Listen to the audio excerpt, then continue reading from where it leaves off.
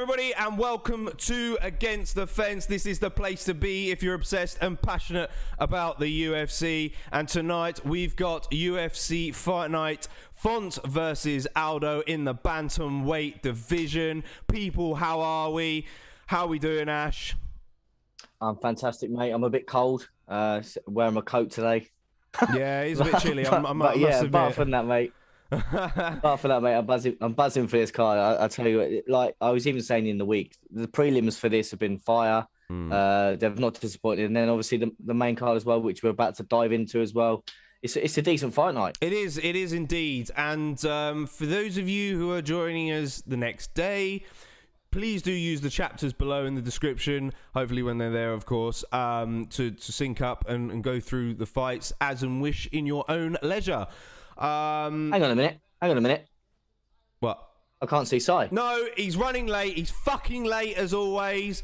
And yeah, he'll be in soon. But yeah, a bit of a mad rush. But we're there, we're here, we're going. Cool Smeagol is in the house. Hello, buddy. Welcome in. Cool Ready? Smeagol, mate. He says, let's fucking go. Hello, darkness, my old friends. What temperature is it there? I mean, it's probably about -1. Yeah, is it about -1? Where are we? Yeah. I mean, it's probably nowhere near as cold as it is where you are. How cold is it where you are in the sort of North American side over there? If you are joining us, the amount of changes we had to this card as well, didn't we? Yeah, we've had a few changes. Yeah, it's just mainly the one, really, isn't it? The first fight, I think it was going to be. Who was it going to be? It was going to be someone else. It was going to be Bayern Barberena, wasn't it? Yeah, that was what it got changed to, and then it was. I think it was another fight before that. I can't remember what it was now. Do let us know if you know. Yeah, and then it got changed to Brian Barberena versus. I can't remember who it was against, but yeah. And then that obviously got changed to Alex Morono against Micky Gall. So we got some more people chiming in. We've got Cool Smeagol saying snow there yet? Probably around the same. One sec. Yeah, no snow here, I'm afraid. There was in the north. We're in London. We don't really get that much snow, unfortunately. Gunmetal V24, welcome to the channel, mate. Buddy. First time in. Welcome. How you doing? We're all good over here. Taylor's in the house as well. Yes, Taylor. We lost the heavyweight fight. That's the one. Okay. I see. Well, let's get into the fight card, shall we? At the moment.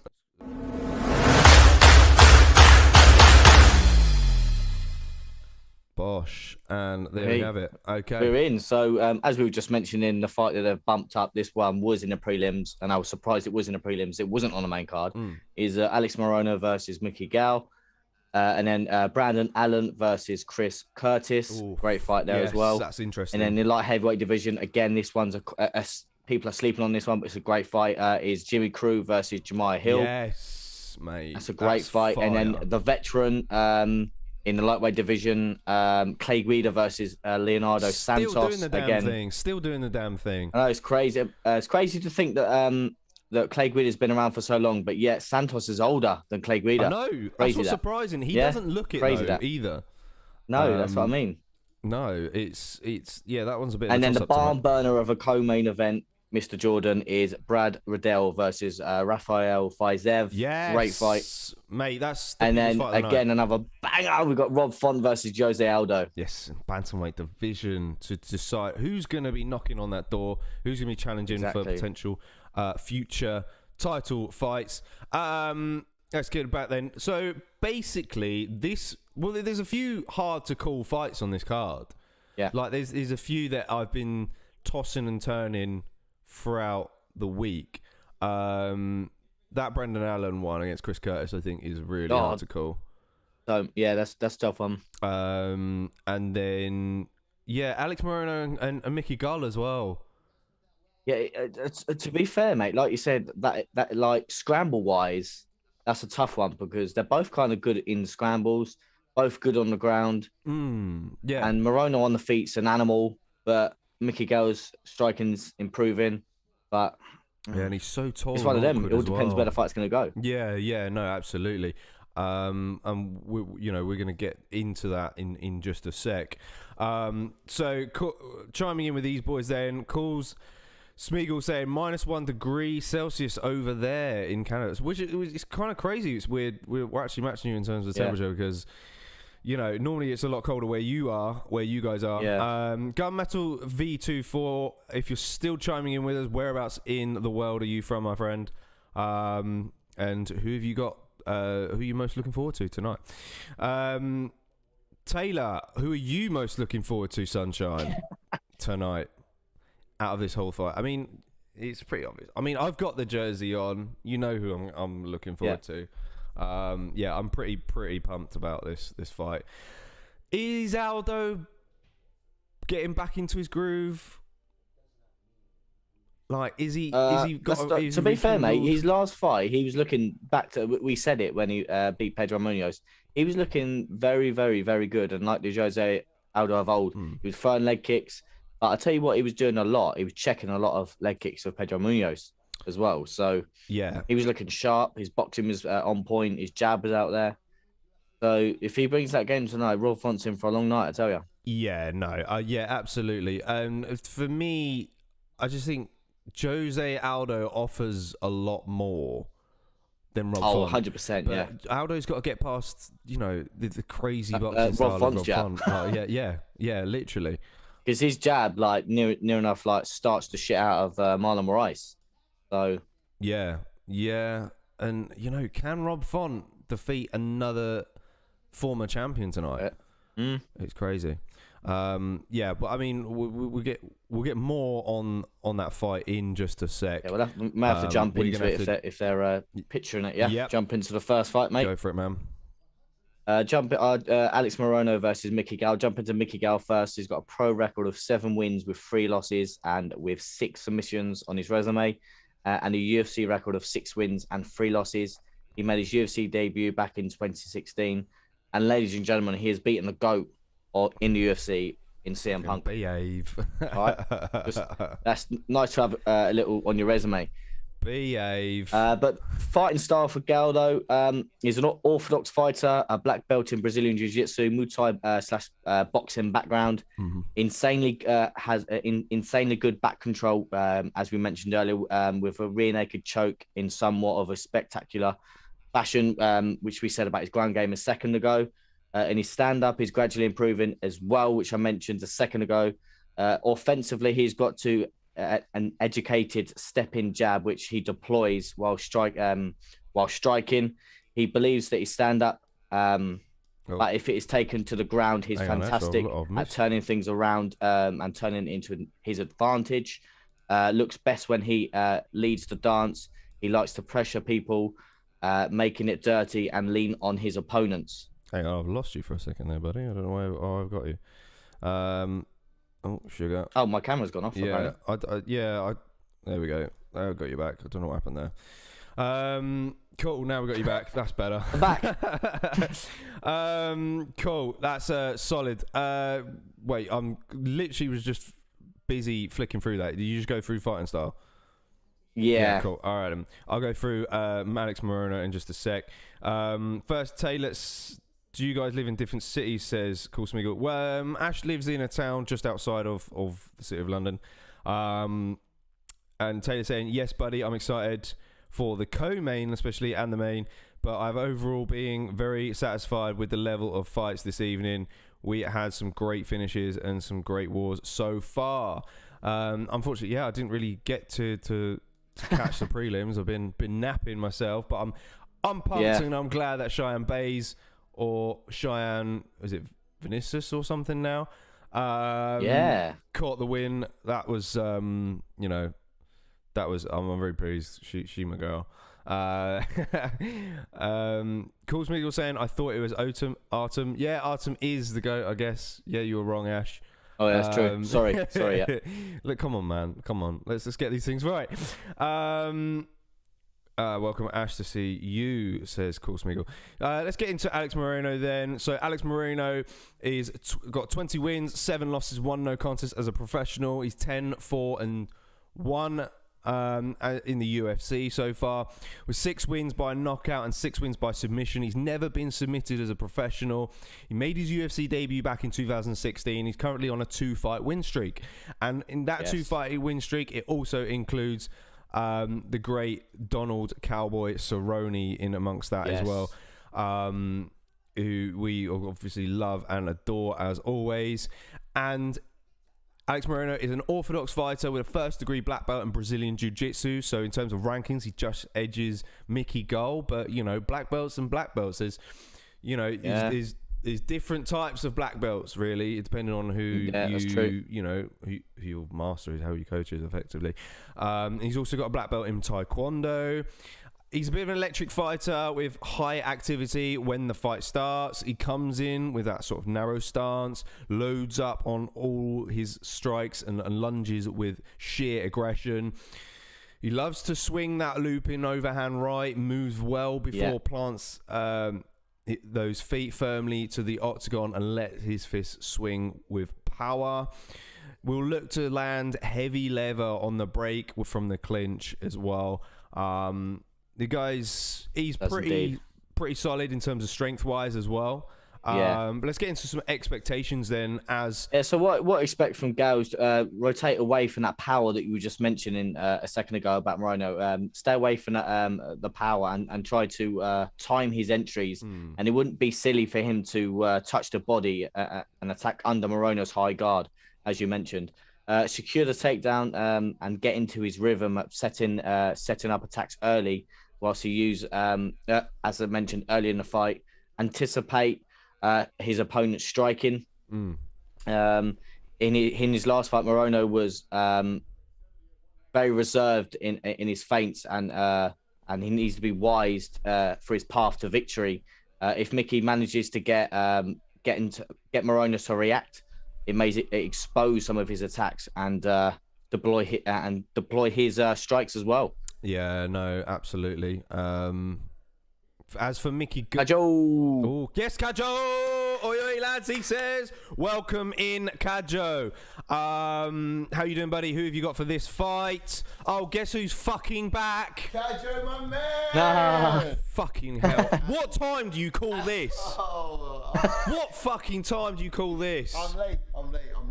My bad. About 2 hours late, mate. I'm going for Alex Morono. I've got Micky Gall in this, actually. Have you actually? I think he's going for the upset. But as for Alex Morono, I've gone for Micky Gall. Get your fucking hands off that. As for Alex Morono, though, he will need to make sure his hand. No, I've got Morono on this. I've got Morono. Morono is my pick. Oh, for fuck's sake.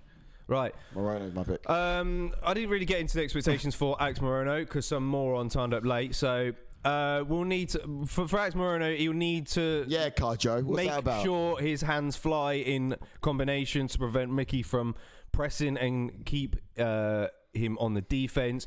I think he needs to try and be first in the exchanges, pushing Micky back as he retreats after combinations. And it wouldn't be a bad idea for Alex Morono to actually shoot for takedowns in this if Micky Gall is having success on the feet. Now, however, he will have to be alert because usually Micky attacks for submissions right off of the takedown. We've seen that before. He did that in the Williams fight in his last outing where he attacked the guillotine straight away.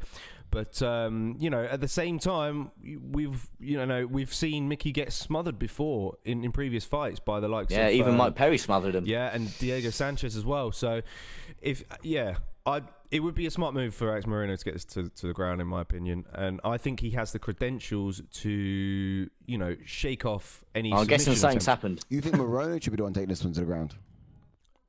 Morono should. Yeah. And I think Micky Gall should keep it standing. Yeah. Because Micky Gall is very long. He is, yeah. He's going to use his reach in this fight, as you can see already. Yeah. And he is working on his striking. He's been improving on his. He is 100%. He's been improving on his striking 100%. But I think for Micky Gall, he needs to not neglect his takedown ability in this. He needs to mix it up really well. Of course, yeah. I think standing with Morono is dangerous. Morono is a better striker. But it's also on the ground as well. Gall is getting there. He's also on the ground as well. Yeah, just to get your points in the chat there quickly, Kajo. Yeah, he probably will be just because we're on. We're not watching it on. We're watching it off the app. Sorry. Yeah. Not, we haven't got the round timer. That's what we not got. We're on round 2 as well, actually, which I noticed from earlier. Oh, sorry. This is why you need to be on time. That's why I gotta be here. I'll press the buttons. Hold on a second. Right, you press the buttons. You sit there and shut up all night, and you press the buttons. Well, either you got me here or you ain't got me here. Clearly, yeah, you can't operate without me here. So, well, yeah. So I'm now get here on time. I'm now like here. simple. We'll work it out. We'll get there. We're in round 1. Yeah, we're in round 1. It's currently 2:24, Did you have a good evening, 2:23, 2:22, 2:21, 2:20. That's where we're at the moment. We'll sync this back up in round 2. Don't be cocked up the timer. It's actually fine. Yep. It's your job. He's cocked up everything, mate. Your job. I've not been here yet, so now we're on track. Now we're going good. We'll get the timer in for the next round. Did you have a good evening, Mr. Brown? I'd actually be in my other room. Well, you go. I'd probably go get it if I were you. Stiff jab from Morono. Yeah. So far, we got Micky Gall's face looks quite red at the moment. Morono's swinging for the fences. So Morono's got quite a high guard. Yeah. And so what I like for Gall, I'm not sure you read it out earlier, is to go to the body. You weren't here. No, if you did you read it out? I read it, of course I did. To go to the body. Oh! Stiff jab. Dropped him. Nice one from Morono. Fantastic. But Gall's got to go more to the body. Go underneath that guard of Morono is what I like when it's standing anyway. But Morono's really taking advantage of being in the top position, and that looks really strong in the first round for him. Needs to pour it on now. Got a knockdown. He needs to get it done. He's choking him. Finish him. I think. Oh, how are you, Ash? Anyway, good to see you, geez. I'm fantastic. I've already asked you how your evening's been about 5 times, and you've just not replied. When? On message or? No, now. Now. I don't even know where I've been. It's been relentless. It's been relentless this evening. It's been relentless, but not too bad. You always got the arm. Oh, you got omoplata. Very difficult submission to pull off, though. Yeah, it was. But bearing in mind, Morono was cheekily holding the fence there. He's getting his hands inside that leg. He's good left. Keeping it to his chest is going to allow. I think he should just stand up now, to be honest. Yeah. Gall needs to be careful with that up kick, though. 30 seconds left of this round. Are you on sync with us, Ash? We haven't even 22, 21, 20, 19, cool, yep, 18. Solid, spot on. Yeah, this is happening. We've got 13 seconds left in this round. 12, 11, 10 seconds left in this round. Back to his feet and... Oh! Wow. Swinging heavy now. End of I was going to say that round 1. was well close until that knockdown. Yeah, it was actually. I was thinking that as well. And I think so did Taylor. But Taylor's got competitive, but 10-9 Morono in round number 1. I agree with you, Taylor, for sure. Yeah. Morono stills that one with the knockdown. Yeah.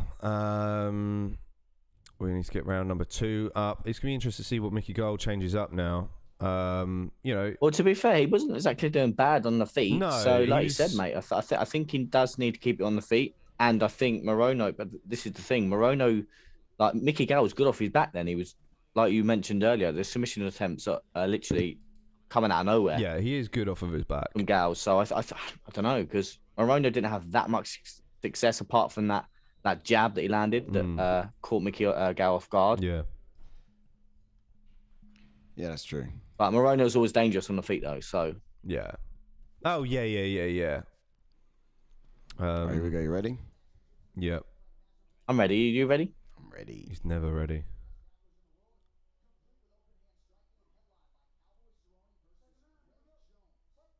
There we go. We're in. Round number 2. There's your timer, boys. Round number 2. Yeah, Micky just needs to keep this fight at bay. Strike from distance. A little right then. Use that teep kick as well. Yeah, but like you mentioned earlier as well, John, like the range that Micky Gall's actually got, he should use this to his advantage. Yeah. So Cool Smeagol saying on the 18th, are you guys watching UFC and Fury Paul fight? Me and Taylor going to be cheering for Fury. Swinging fight. We'll be definitely watching the UFC fight. Sure. As always. What depends on timing. We may even open a room for the just for bands. Nothing. Did Gall just get caught then? Nothing promoted. I think you got to pay for it though. That's a bit. I don't really want to. I'm not paying for that. I wouldn't pay for. I mean, I'm not going to be in the country, but I wouldn't pay for. You'll be in Malta. Yeah, I'm not going to. Yeah, I wouldn't pay for that shit. I mean, if you can find a dodgy stream somewhere, then by all means. Interesting fight though. I mean, it's a fight that a lot of people will watch, and I'm always there for those exhibitions. As much as it's not like, it's not UFC. It doesn't hold much weight to the big fights in UFC. It's not like a proper weighted bout, but at the same time, Micky's been first in these exchanges. He is. Yeah. He looks, and then Morono's just swinging for the bleachers afterwards. Fantastic spree of strikes coming from Gall there. Now Gall trying to. That's it. Morono's biting down on that mouthpiece now. In his exchanges, he looks best when he is first, for sure. Oh, nice. Keep this up, Micky, and we can get you a dodgy stream. Love that. We've got our backs. Love that. Will you let me know? We're there. Yeah, we don't support Thriller. Yeah, who should really? Micky Gall's winning this round though. He's getting it back.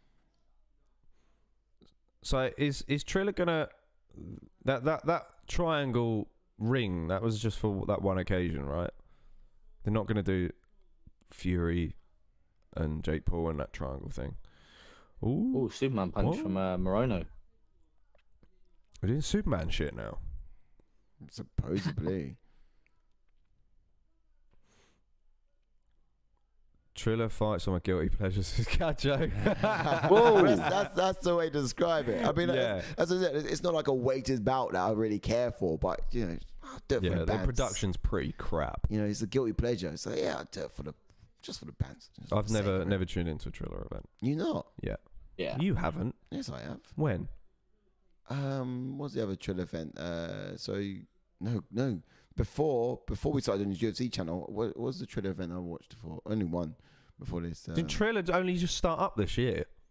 Couldn't have been this year. No, that was doing before. Yeah, they've only just started up, mate. Well, not this year. They did something before. Was it the when he fought the basketball player? I can't remember who it was now. Big bag, lots of beers, maybe some hookers, and Triller. It's a great night. the KSI Logan Paul one, I watched that one. That wasn't on Triller. Was it not Triller? No, I don't think it was anyway. I watched that one. Correct me if I'm wrong. That was Showtime, wasn't it? I think it was Showtime, yeah. Oh, nice. Micky Gall having some success in this second round, I reckon. Yeah, he is definitely. Let's go, Micky. First, but it's going to be this up. Micky is the fan. Can't leave this one to the judges, Morono.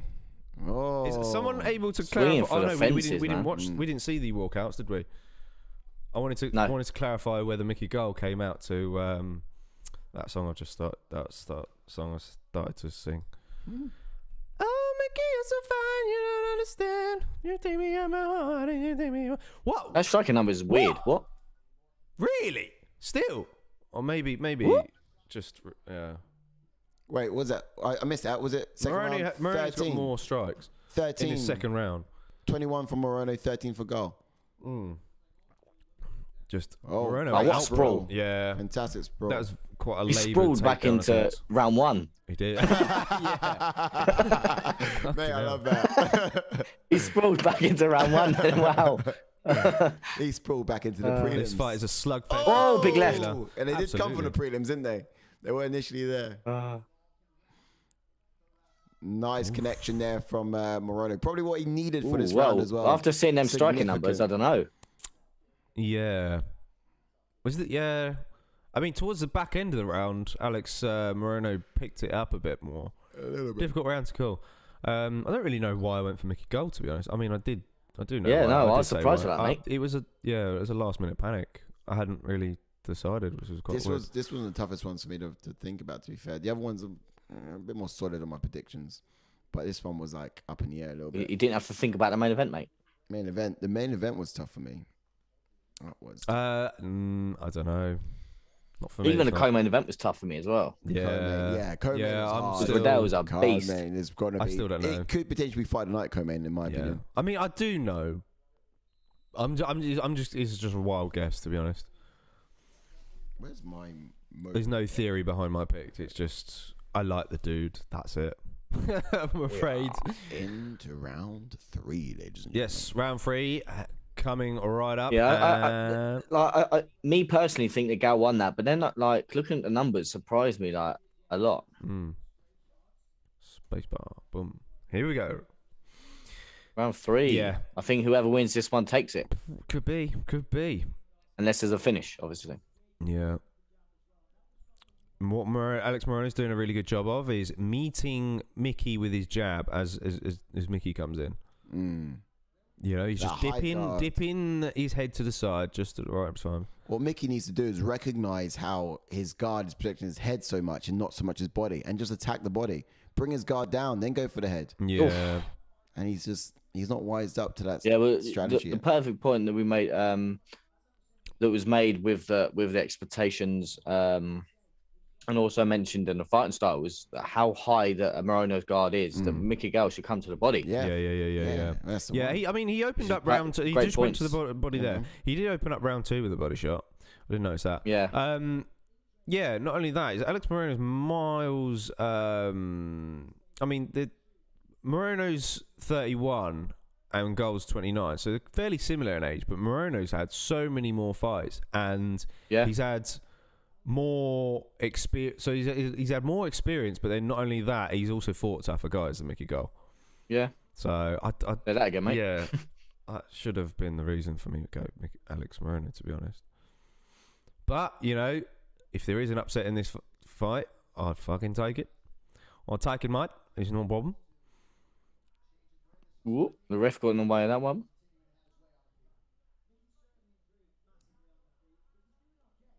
That's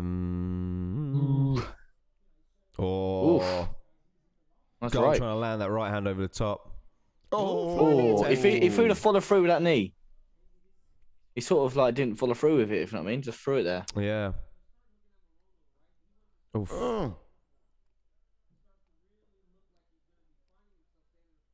I think I'd love to see Micky Gall go to the body with a kick. To be honest, I think he's throwing it once or twice. Yeah, I think he needs to throw it a bit more though. Yeah, it scares me. Bisboom just said literally what I was about to say. Like the way Morono just ducks down, it scares me. Oh no, you know something heavy's coming. Kajo saying can't think of a fight that has less implications than this.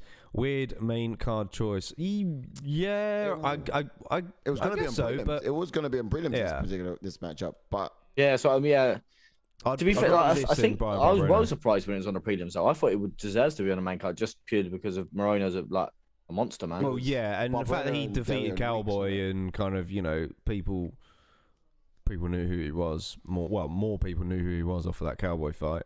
I know he fought Anthony Pettis, but still. Oh, isn't Barberena coming off losses as well? But he was. Yeah. That Barberena fight wouldn't have made sense to open the card. Yeah. Either, but ayo. They weren't sport for choice in this particular one, were they? No. It is an equal fight though. 5 versus 6. How it's supposed to be done, kind of. Yeah. Oof. Oh, nice right. Great right there from Morono. Normally the fight cards at this time are there's normally 5 on the main card. If you're going to judge his fight based on redness, you know. Yeah, Micky Gall is so red. He is, isn't he? Swinging for the bleachers there, but that guy's head's going to pop off in a minute. Yeah. Yes, Micky Gall. Pressing the all the pace. pressure. Got to do this now. Got to do this. He's got a minute here to got to work. Don't kick him in the balls. Just empty that gas tank now. Try and secure this round. Riddell on the break as well. Let's go. Ducked under that one. Very wise to that. A counter strikes coming from Morono needs to be calculated with that right. He does. Because he's just swinging for the bleachers. He's cut him off. I'd like to see him throw that deep kick and then follow up. He does need to be far more calculated with it because it's just go. It's not even close. You know what I mean? It's not even close. I think Morono is just far more effective with his left jab than he is with his right power. His power is just never finding it. When it comes in combo, Gall's always... Oh, did it land? Did that hit? I don't know. That did land. Gall shook his head and was like, all right, fair play. Well, it just landed. Yeah, I think it did. Strikes again. Yeah, that is the left hand from Morono being Gall, far more definitely the aggressor here. Yeah, some good points here in the chat. Taylor saying, is it equal fight or is Rob Font? Oh, I've already did that one. Or is Rob Font for once? Right my God, Morono, swinging ages away. So. Either way, the ranks are similar in the division. He swung himself back into round one. Competitive, I believe. Hang on, guys, I'm watching. I'm reading out these comments. Sorry, you carry on, mate. Spot on there from Taylor. Kajo saying probably just me being cranky at this time of night. Kajo saying TS. I mean this fight, not the main event. Oh, okay, right, yeah. There's a bit of a mix up there. Taylor said Morono gets the win, mostly likely unanimous decision. Yep, indeed. And then just apologising to go. I'm just surprised with the numbers, to be honest, boys. Yeah. I think, like I said earlier, Morono is basically meeting Gall strike for strike nearly. I think that's where a lot of those numbers came from, and then obviously following up as well straight after. So. Yeah, I think that's... I wouldn't be surprised if it's 20... It could be 29, 28. I think that'd be kind of the nicest option for Micky Gall, I think. But, you know, yeah, Alex Morono, I think, no doubt, has picked up this win. Most likely. I'll go with that as well. Just because round one looked really significant. And round two, he punctuated quite well with a strong couple of strikes. But although that was the best that I think Micky Gall looked was in round two. Micky Gall did look in the last 30 seconds then. Yeah, it was a bit of a toss-up in round 3 as well. Yeah, he was definitely the aggressor. Yeah. Whether he outpointed... it was that jab, really. He didn't have a jab that was as effective as what Morono had. Morono had a far more effective jab. And, you know, it's crazy. Years ago, fighters were just sort of never even considered a jab to be a powerful enough weapon to use. GSP brought that jab to life. Yeah, I know. And since then, it's just been like the jab's just been so invaluable in fights. People realize the importance of it. Unanimous. I think it's 30-27. Yeah. Yeah. Yes. Come on. Yeah, that's a solid Let's go, Morono. Well done. Good start. Decently done. See what he has to... I tell you what, because we didn't get the timer up, I do want to see if there's the technicality, because Sai did say Morono very, very late. I do want to kind of rewind that. I mean, I'm not even thinking about that. I think he did get it. He did get it out. I think he did get it in late. I got it before the timer. Wait, didn't you get into the room? I don't know. You didn't put the timer in, though. That's the thing. No, before the UFC started. Before the UFC sort of clapped it in, it was clear that. I mean, we did say, all right, we're on the way. After I had said, I think you said we know. I said it before expectations, so it would have been before the timer for sure. We did rush it a little bit. Yeah, the expectations were late though, Mr. Brown. You got the picks in, and Jordan said you said your picks, and then I said my pick, and then I said straight after that, oh, actually no, my pick is. So it couldn't have been that late. Surely not. No, I don't think it was that late. Benefit of the doubt. Is that his dad? Is that his old man? I guess. Oh, he's happy. He's got to be his old man. Look how happy he is. Yeah. Great win for Alex Morono. He's given some sort of like. He is father, yeah. I wonder what he said about him. Why was he so emotional? Yeah, I'm not quite sure. Obviously, he's won fights before, volume down for reasons. I wonder what would happen of late. What's the story there? Oh, gotta have been a story there. Oh, this Vince Vaughn. Oh yeah, Vince Vaughn. Yes. Yes. Look at that. Jermaine Sterling's there. The boys are in the house. Marching Deborah there just behind him. Vince Vaughn, no? How about that? Yeah. In the house. Crazy. Right, let's get the next fighters up. Yeah, jump into the next fight. We've got Brandon Allen versus Chris Curtis. And jump onto Chris Curtis. Well, he only fought like 2 weeks ago. Yeah, he did. 3 weeks ago, this guy fought. Yeah. No way. Phil Hawes was long ago. Oh, wow. Yeah, he knocked out Phil Hawes, didn't he? Yeah. I'll tell you what, that performance... Well, that was an insane knockout, to be honest. Yeah. The fact that Phil Hawes came in such a rhythm, looked so sharp on the feet. Yeah, he looked so good. And then it was just literally the one bang. Bam. Chris Curtis was struggling to get into that fight and struggling to really deal with the rhythm of Phil Hawes. And then it was just that right hand. That's all it took. What a debut, to have. Yeah. Knocking out. Jumping to his record, though. So he's got a pro record of 27 wins with 8 losses and 15 KOs and 1 submission. And 7 of his 16 finishes have been in the very first round.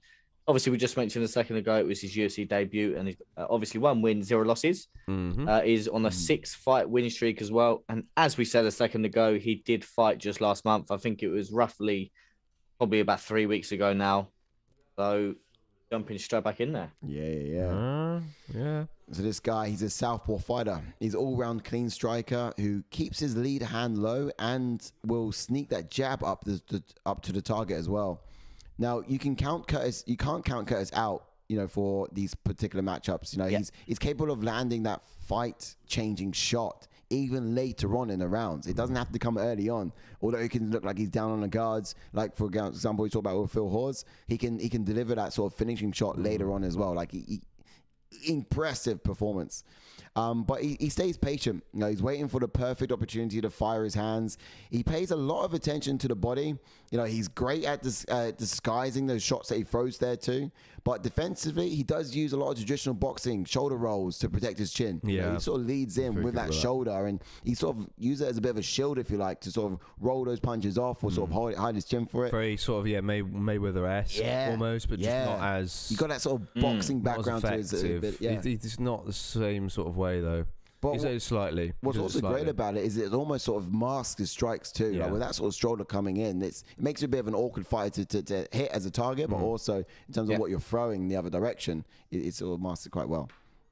Yeah, absolutely. And hey, it's Terrapin. Hey, Terrapin. Yes. He's back in the house. Welcome, buddy. He's back again. How are you doing, man? How's it been? Long time. I think it's been a long time. You might have popped in on the last event, I think, didn't you? Welcome. Yeah, how you doing in terms of picks so far, man? Terrapin. Did you call that first fight one? Yeah. How did you call that last fight? Where did it go? Indeed. Tell us about Brendan Allen. Yes, fire us in.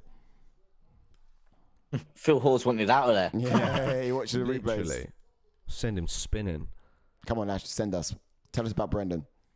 Yeah, so jump into Brendan Allen, who's got a pro record of 17 wins and 4 losses with 5 KOs and 9 submissions, and 9 of the 14 finishes have been in the very first round. He's got a UFC record of 5 wins and with only 1 loss. Made his UFC debut back in 2019. And as most fighters these days, he was on the Dana White Contender Series, which was in the same year of 2019 as well. And he himself is on a 2-fight win streak.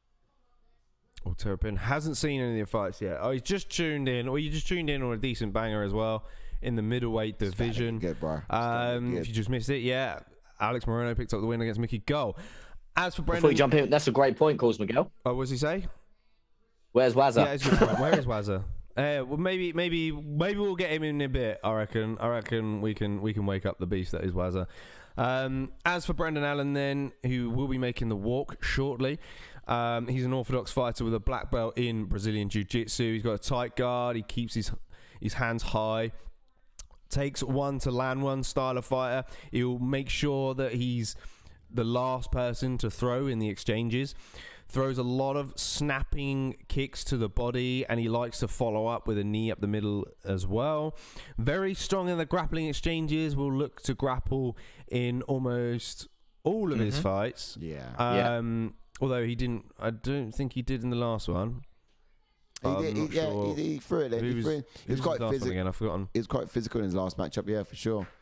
Maybe I think it might have been towards the end, if I remember rightly. His last matchup. It was. Soriano. That one was majority of the feet, mind you.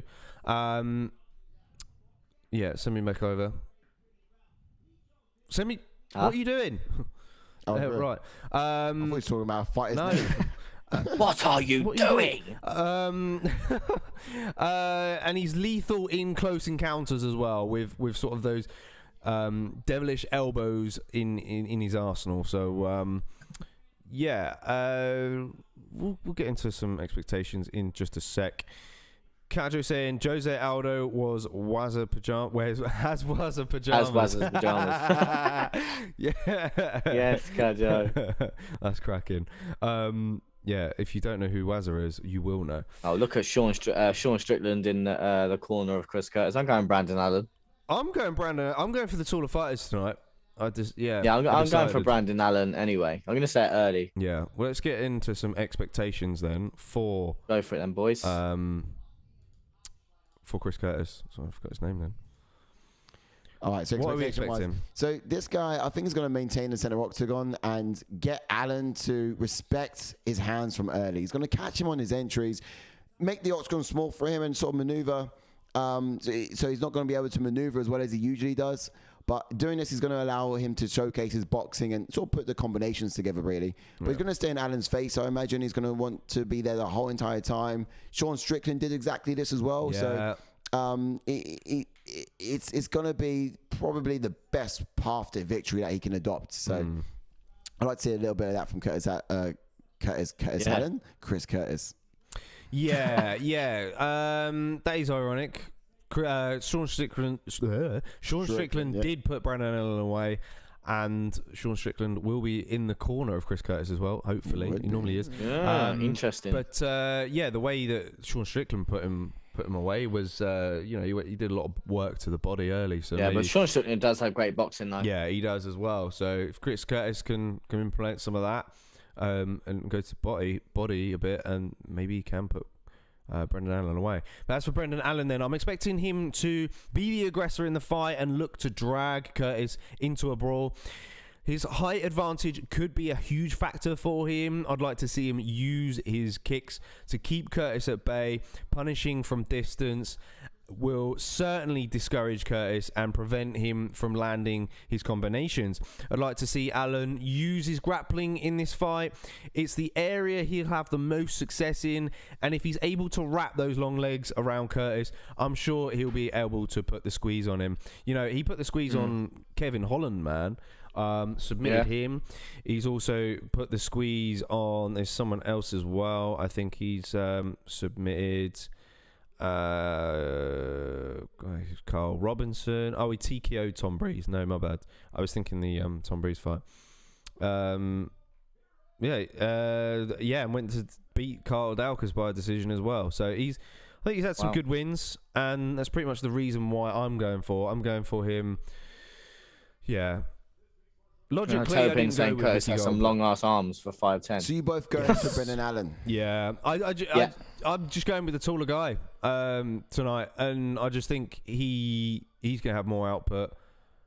Curtis is, for me, I'd like to see Curtis at welterweight. I don't think this middleweight division in the UFC is the ideal route. Amazingly, the reach is not too different between the two, despite the height. And I would like to go for Curtis on this. Okay. I'm going Chris Curtis, so separate to you both. Right. Main reason being is I've seen some Brendan Allen's fights before, and he does come in sometimes, gets caught coming in. Being the aggressor in it sometimes, I think Brendan Allen's got the power to sort of catch him as he comes in. Yeah, but he's going to use these kicks as well to keep him at bay, and that's what I'm expecting. Round one, get time round. I'll get a 4:30. 4:30. Oh. Brendan Allen trying to get hold of a clinch early as well. Whoa. Well, he jumped on that raw. Wow. Time is coming in just a sec. Here we go. He's got the back. Jumped on the back. I said. Here we go. There we go. In we go. Welcome in. I'm Robin Hood. Welcome to the channel, buddy.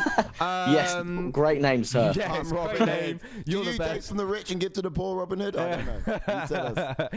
He says Chris Curtis is going to win this match. Punch, punch, punch. Oh, so he's going with Curtis. Terrapin's going with Curtis. Is Terrapin going for Curtis? I'm with you, Geese. I'm going for Curtis. Oh, no, he's Terrapin saying Curtis around after he's clipped by a bomb around the middle of the first. So he thinks that... Allen's going to do it. Okay, so Terrapin's going with Allen. Taylor and Korsmiegel, who are you going for? Where are you boys at? I was going to say. We've got a few people going with Allen. I think we've got some going with... Oh, good body shot. Great body shot. Two going with Curtis, technically. These two are talking to each other as well. He is a taller fighter for sure. Look at this. When Curtis landed that body shot, he said something. And then Did you see at the start of the round as well when Alan landed like that teep kick to the leg? He needs to circle away from this cage though. Does Alan? I mean, he's just did there, but he spent a little bit too long in that. I think he's getting engraved in the brawl. Look how still Curtis is. He sort of like sits still and throws power. So he's an easy enough target to hit, but he's a brick house. Alan can. To land. Curtis can. Yeah, can Look land how on still Alan he is, and fold him like a baby giraffe. Like yeah. Curtis, you're surprised you got hit because you're sitting still.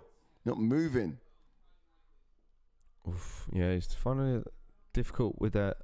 With his rhythm at the moment so far. High kick's going to catch him. High kick from Alan. Yeah. Taylor saying he's going with Brandon Allen via second round submission. Great shout. Great call there, Ash. Great, exactly. High kick came just after you called it. Blocked, but it did come. Oh, pressure from Curtis. Nice. But Alan's not doing. Alan's not sort of reacting to he's leaving himself open. He's leaving himself open when he's against the cage. As soon as his back hits that cage, he needs to be circling to the right. But it's difficult though because he'd be circling onto Curtis's power hand. You know, he's a southpaw. It's a bit awkward. Look, they're talking to each other. Curtis look at him. Check that kick. Look at Curtis' hands down. I mean, Alan's actually missed a lot of opportunities to land just there alone. Elbow, stepping elbow. Nice from Alan. Mixing it up. Alan. I wish Alan sort of landed more than he's thrown more than he did. Like, I'm stepping elbow again. He's blocking though. Curtis is blocking. Look, still talking. What's this? Sean Strickland in there? What are they saying? You got words? No, man. Ain't got a clue. Oh, great body kick. Taylor saying Curtis definitely has power and is capable of winning the fight with a knockout. But I feel like when Brandon Allen gets it to where he wants, he will get the win. Yeah, no, I think it's the easier path to victory in this fight would be Brandon Allen via rear naked choke. And it's a good call to call second round. I think he's getting too into the brawl, Alan. And I think Curtis can catch him. Yeah. Well, that's what I'm going on here. I'm thinking that Curtis will be doing enough. We'll catch him. That's how I think he's going to win the fight, by just catching Alan. The way that Alan's entries, talented, I agree. and as Jordan mentioned, up against the fence, Curtis will catch him. Yeah, with that left hand of his. Not bad. Oh, there's me saying Alan head kick. But then Curtis doesn't move well enough to sort of get away from what Alan has to respond to. Oh, good head kick. Fantastic Nice stuff from Alan. Putting it together now. Teprin saying Alan just needs to 1-2 down at Curtis and he'll be landing so much. Drop down for a hit. A leg lock. Oh, I don't think he's got. What's this all about? Oh no! Oh, he is. He's twisting sank. I don't know what. I don't think it's correct. He's twisting something. Actually, no, he's just twisted the right way at all. But the problem, he's wrapping it up now with his legs. Is he? He's creating distance between him and Alan. This is close. Oh no! He's doing a good job. Yeah. He's pinned it. Oh, Curtis did a great job there. Why did he do that? Yes, I know. I don't understand how that was now. At all. Well, he dropped down for the leg. He went for the heel hook. Michael Bisping said it perfectly. It was a close round, and now he's just lost a round. Yeah. I don't know. He's underneath, and if Curtis puts on some hurt from here, is what he needs to do. He needs to sort of pay him back for that. Yeah, he doesn't need to land that much, and I think he may secure the round. No, it wouldn't count as a takedown, would it? No. He pulled guard. He pulled guard. And it wasn't enough to give him any. He attempted the submission though, nonetheless. So I don't think that's you'd lose the round for that. No, but he ended risky maneuver though. On bottom. Oh yeah. So how the judge is going to see that is come out in Curtis's way, but Curtis just didn't put enough hurt on. If Curtis put hurt on, that could have really swung in his favour. Maybe. Taylor saying, I agree. Using it fast or straighter punches would definitely benefit Alan. Yeah. Straight down the pipe. Follow up with those head kicks. Curtis's head isn't moving enough to get out of the way of them, so he can afford to put some straight down the pipe for sure. Okay, he's up and ready already. He's good to go. Before the corner are done with him, he's good to go. I'm Sean Strickland. Yeah. Strickland, yeah. The only other guy to... Who do you reckon to that round, guys? I think Brendan Allen. I'll go Curtis. I'll go Curtis on that one. What? I think so. He finished on top as well. What? So just because you finish on top, you should win the round? Brendan Allen was piecing him up throughout the whole fight, I'm sure. I would like to see strike numbers, but still. Well, whenever I finish on top, I win the round. You cheeky bugger. Love that. Is that Oh, that's a kick. Is that what you say when you finish kick. up? Yeah, round one to me. Oh, no, I just took that round. That was clearly a 10-8. Love. Yeah, I say, babe, what are you gonna do in round 2? What are you gonna bring to the table, love? Just like, babe, solid 10-8 for me, I'd say. I was a solid 10-8. Dominated you that round. Yeah, for a good minute that it lasted. Yeah. Oh, your camera's gone off, Ash. Wait. Yeah, I'm back. Don't worry. All right. You just have Great leg kicks from Allen coming out in a second here. Just have to wipe your pants Oh, down. good right. Robin Hood saying, I'm Robin Hood saying, I believe Chris predicted a second round knockout. Ooh. Oh, big right from Allen. Nice. Starts him a little bit. Okay. Problem with, again, power from Curtis. Oh, good one too. But at the same time, Curtis is just not moving his head enough to get out of the way of what Allen has to respond with. So that's my biggest critique for Curtis. But he does have a lot of good power. I think Curtis needs to do a bit more than that. Thing is with Curtis, he's got to catch Allen. And he's got that's exactly what I mean. Shit! Catch him, and he's gonna catch him. He's pulling it on. Recover. This is it. Curtis has to catch Allen. He was gone. He has to catch him quick. It was just about the words. Shovels. Just about coming fly out my mouth. Oh, big elbow, big knee. Curtis. He's hurt. Oh, look at this. And that Curtis has done it. Curtis with the win. Wow. 2-2. Again. Wow. Again. Fist of fury. Wow.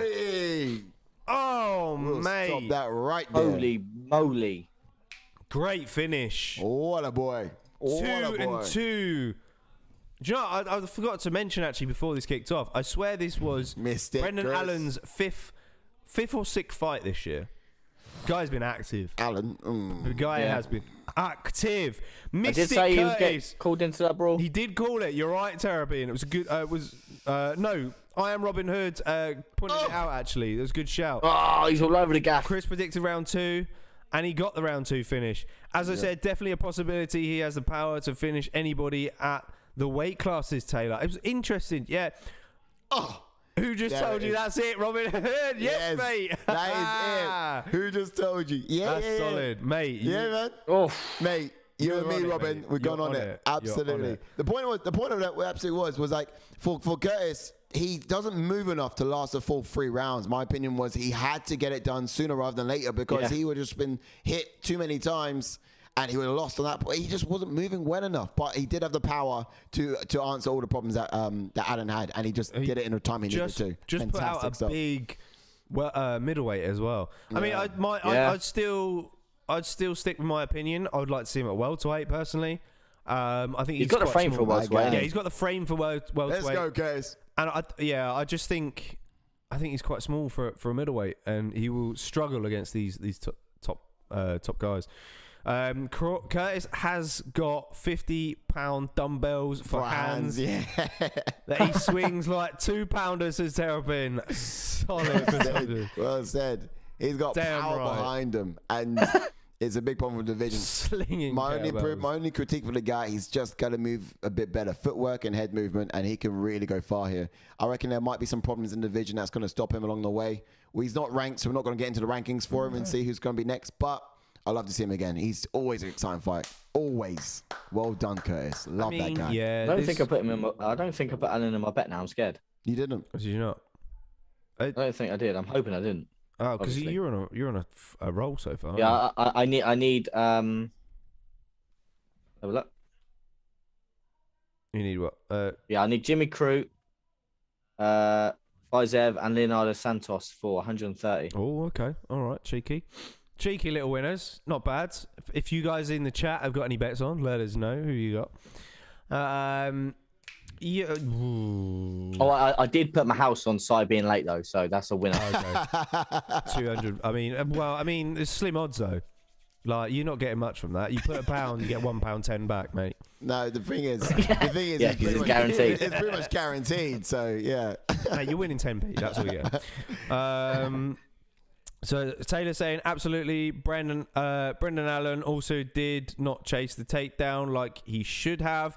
If he got the 100%, mate. Got it to the ground, he could have basically guaranteed his victory. But but when you stand with a man with that power, precisely that's what you're gonna get. Yeah, he was able to get inside and land that shot nicely.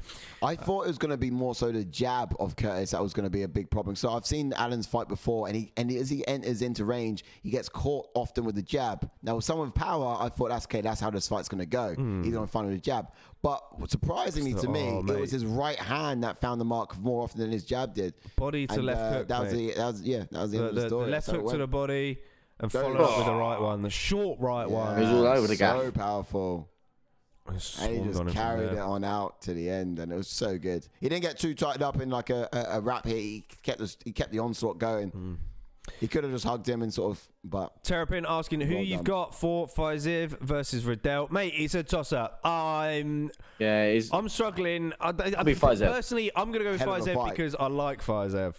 I like him more than Brad Riddell. I know Brad Riddell's got quite a bit of a fan base at the moment. Anyone else Team Riddell anyone in Team Riddell in the chat?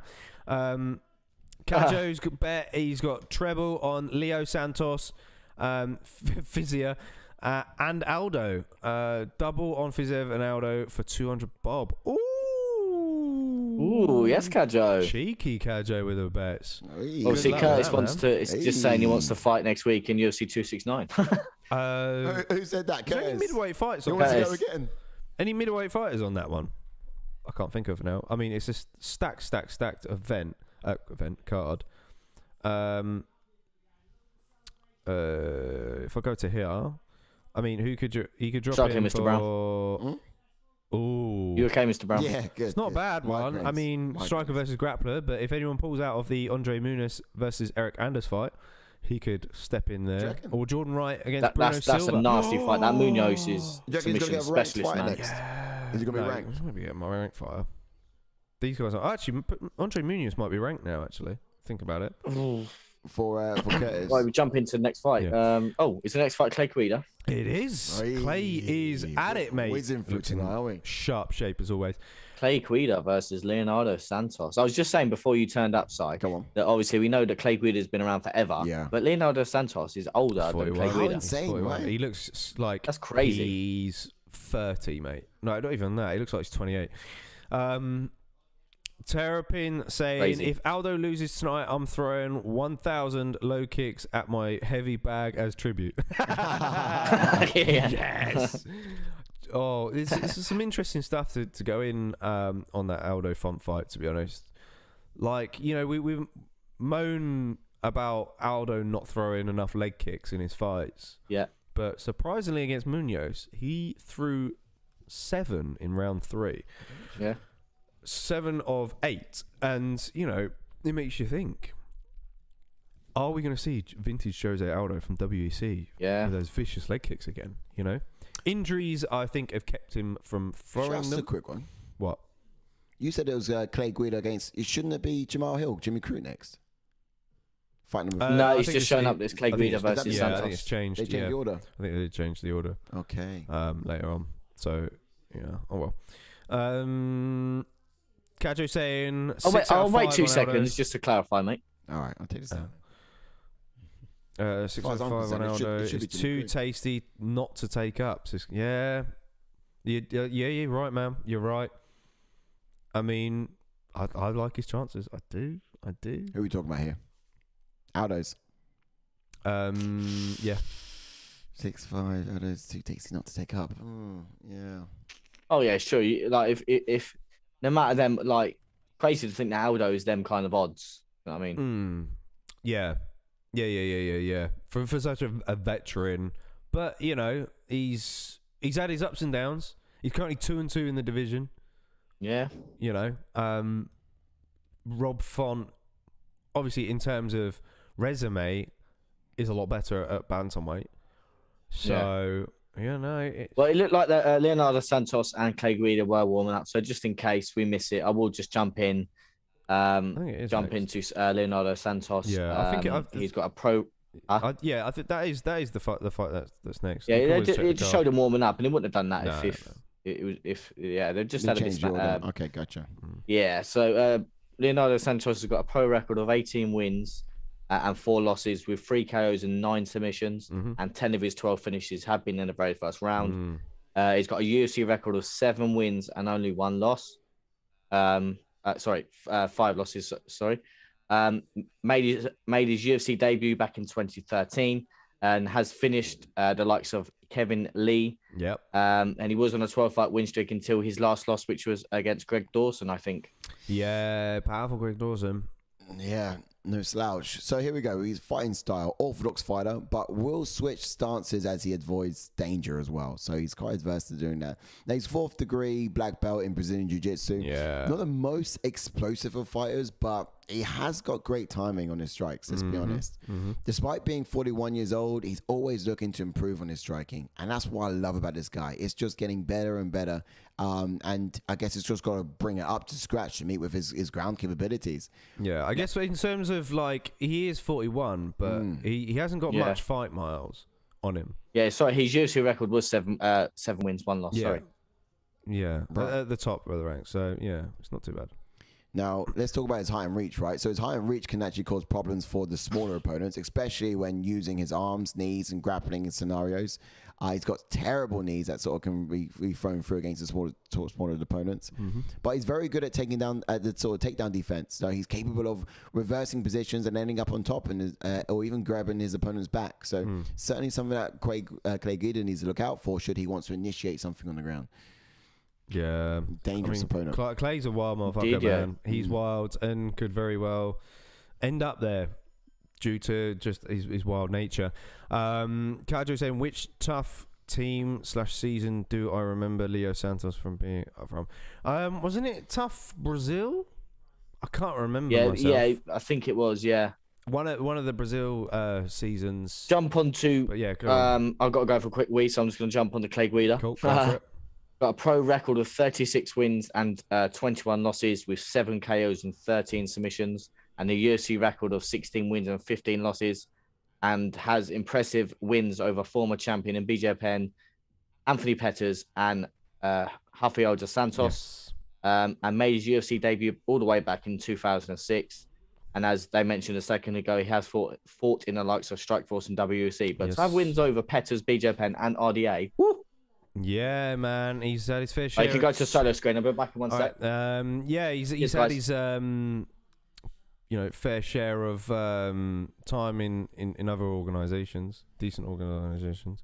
But let's get in on Clay Guida's fighting style. Then he's an orthodox fighter. He's a bit of a wild card fighter, as I just described a moment ago.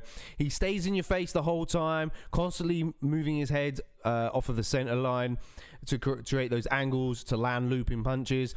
Constant level changes helps him get into the pocket when striking or shoot for the takedown. The possibility keeps his opponents on their toes. Keeps his base low to be prepared for any takedown attempts from his opponents. This also works well when initiating the takedowns of his own as well.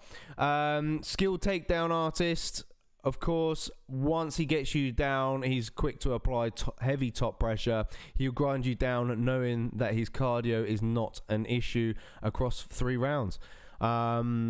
He's clearly going to try and work Santos tonight, I think. Hang on. Now that you're here, we can actually focus on this camera a bit better. I mean, agreed. One thing you mentioned earlier about this guy's particular sort of history of fights. Like, he has fought some of the who's who's. If you look at his resume, yeah, you're right. You got some absolute, some of the sickest fighters on there. He's got some wins over surprise. Like Nate Diaz as well is on there too. It's fair to mention. Yeah. And it's like, it's insane. But this guy has been out forever. And, I don't know if it's anything particularly to say like, yeah, okay, so he's fought some guy. His career's just been so up and down with wins and losses all throughout. He's got losses to some significant names, unsignificant names as well. He just sort of caught these guys at a terrible time in their career, in my opinion, is how it was. Yeah, so, impressive wins against, of course, like you said, Nate Diaz by split decision. You got to look at the time. When was that? Takanori Gomi. I could have beat Nate Diaz up when he was 16 years old. And I could get that one. No, you couldn't. When he's 16 years old, I reckon I'd have him. No, you wouldn't. No, mate, he was doing jiu-jitsu at 16, mate. He would fucking wrap you up like a piece of origami. When he was 16 mate. years old, I might have been an infant. But right now, and him being 16, yeah, I could have. But the point is, you got to look at the time in which Clay Guida would have done it. It'll still fuck you up. It's like it's a bit of a different scenario. But yeah, so you've got some great names to it, but his career's just been up and down. He's not really strung 3 wins together in like how long has it been since he's got a 3-win streak? He just hasn't, has he? Yeah, it has been a while. It's a good point. Since like 10 years since he got a 3-win streak. That Mark Manson fight was pretty close though. Yeah, split decision. I'm just quite been toying whoever to go with Clay tonight, purely because I've stuck with him throughout this year. And it's currently 1-1. So part of me wants to go with Clay again. We go 2-1, baby. We go 2-1, Clay. We go 2-1 on this calendar year. You count him out last time, did you? No, I stuck with him last time. That's what I'm saying. You got it right. Yeah. I've stuck with him the whole time. I feel like I counted him out last time. I thought he would get the upset against Mark Madsen. I'm sure I went with Clay. Or did you go Madsen? Oh, I can't remember now. I'm starting to get a second guess myself now. Yeah. Expectations here then for Santos. So let me tell you about this guy. He's going to stay patient and let Guida be first, I imagine. So he's going to want to catch him with the right hand or uppercut as well as he enters into range. He's going to sort of use that because Clay Guida does change levels quite a lot. So if he can be wise to sort of catch him with that'd be fantastic. Now, if he can actually keep Clay on the outside and back him up against the fence or the cage, he might be able to have a good chance of getting a hold of him and dragging him down into the ground, on the mat. Now, both of these guys are quite well versed on the floor as well. I mean, some grappling accolades there for Clay too. But, the edge might be there for Santos. He's got a black belt in to the fourth degree. Now, he might use a lot more kicks in this fight. He does need to attack the legs to slow down Guida's pace because he's quite frantic. He moves quite a lot. So the legs will be a key thing to sort of slow him down and get him to be still and it needs a target to hit, basically. But at the same time, he's going to be careful not to sort of spend all of his energy chasing the KO. I've seen him many times in a fight chase that KO and expel all of his energy, and he's just sort of been exposed to that comeback from the opposing opponent. So he could leave himself depleted and vulnerable should he do that in this fight if he doesn't get the job done. So Clay Guida's got quite a chin, so he's got to be certain to be able to finish him in order to sort of spend all he's got to attempt it. Yeah, no, absolutely. As for Clay Guida, I think he's going to come out with his erratic footwork. Where's you going to pick? I'm going with... I think we're going to go Santos. I've got Santos in this one. Yeah, I'm not going to stick with Clay. Even though Clay's going to be the busier fighter and have the more output, I'm going with Santos. I don't know who Ash's pick though is. He hasn't. He's missed it. Missed the cue. Yeah, let me finish the expectations for Clay because I didn't really get there. Sure. That's the wrong one. Oh, is it? Yeah. Oh yeah, right. Done. Yeah, you're late, mate. You didn't get your picking. You didn't get your picking. So Clay, let's get some expectations. Oh, okay. Yeah, like I said, I think for Clay, he's going to come out with erratic footwork, close the distance, put pressure on Santos early. Wear on Santos, but be very cautious of losing position at the same time. He's going to want to break his will in that third round, and I'm sure that's basically what Craig Dawson did. I went for Santos, and so did Sai. We don't have a timer. Santos, yeah. We're out. We don't have a timer. Just off with the timer. It's dead on 4 now. 59, 58, 57, 56, 55, 54. But at the same time, I strike. That boy shot. Oh, Santos. But he's missing. Santos teeing off. Oh, uppercuts. Santos, he's dropped him. This is it. He can spend all his. He dropped him. It's dangerous. He's putting it on. Oh, he's looking at the ref though. But Clay's defending. No, why are you looking at the ref? He's clearly... You keep going, mate. This is a problem for Santos. Oh, his body shot's hurting, though. This is what I said expectation. He might spend all he's got and not get a job done. And then it could be Santos easy putting it on. cleaning up for Clay after. I'm worried if he doesn't finish, If he doesn't finish, he could gas out. Oh, big knee. Back, though. Clay's fighting back. Great knees. Big knees dropped him. Dropped him. He's going to stop this any second now. Come on. Oh, wow. He's going for the body with these strikes. Like, you're not going to put the guy away. Don't knee yet. Yeah, now. Land that knee again. Nice. Santos is knackered, surely. He's slowing down. Clay's grabbing hold of that leg. This is classic. This is what would happen. He's going to expel all of his energy trying to get finished, and then Clay's going to have an opportunity to get some points back. Oh, wow. This is crazy. Yes. Man, Clay Guida's a stud. And Santos is knackered. But most of these strikes were body strikes. Oh, mouthpiece has gone out. Oh, this is perfect for Santos. You have a little rest, Santos, mate.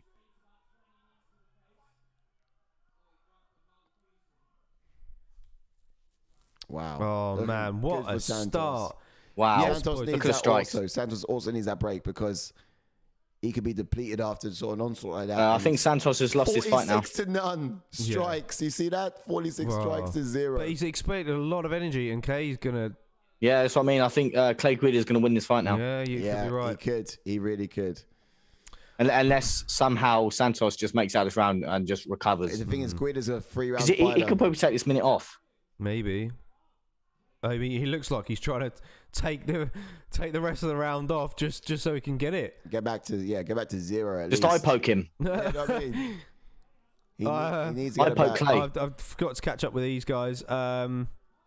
I see Clay catching his chin and following up with a flurry for TKO, says Terrapin.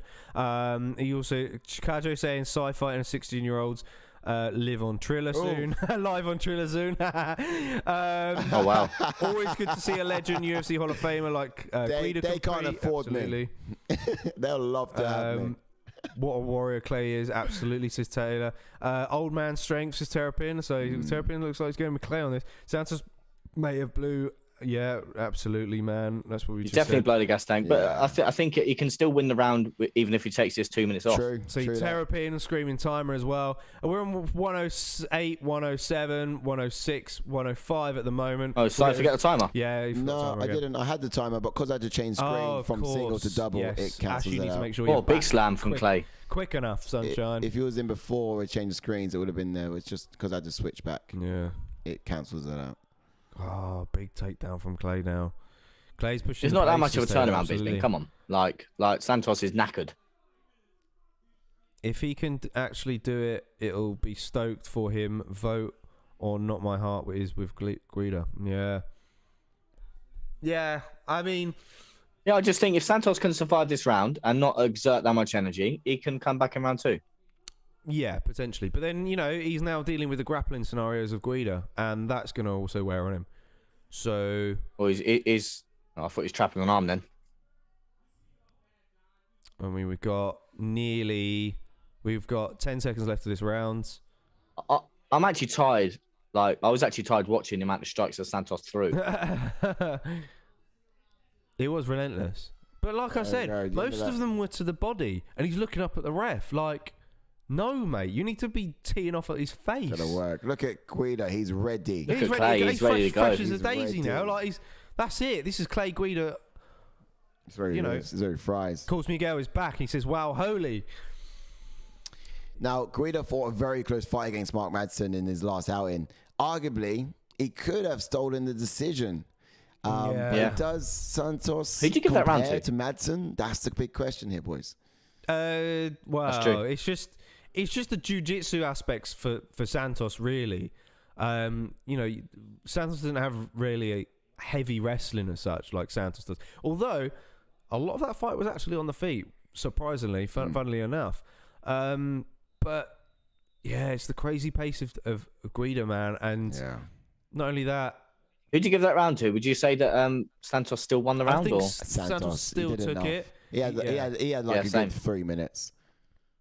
Yeah, it's definitely not going to be a 10-8, but... Oh, it's that teep kick to the body. It was. It looked like it was a groin there. It was a hard knee, though. Heavy knee. Right, can he do this? Oh, he's going to go straight for the takedown. He's closed the distance straight away. Yeah, straight on. Oh, he nearly landed into that knee. Taylor saying, regardless of him being tired or not, Guida knows that he can grapple him now. He didn't really show much in the way of submission offense or trying to return to his feet. Yeah, true. Look. Oh, grab the fence there. Did it stop the takedown? We just don't know. Cajo saying 10-9 Santos. Who did you pick going into this, Cajo? Did you pick Guida or Santos? It was a tough one for me. So basically, I thought Santos would have had this one mainly because his last fight against Roman was a quite similar style matchup to this bout, in my opinion. That was for the face? It might have been partially blocked.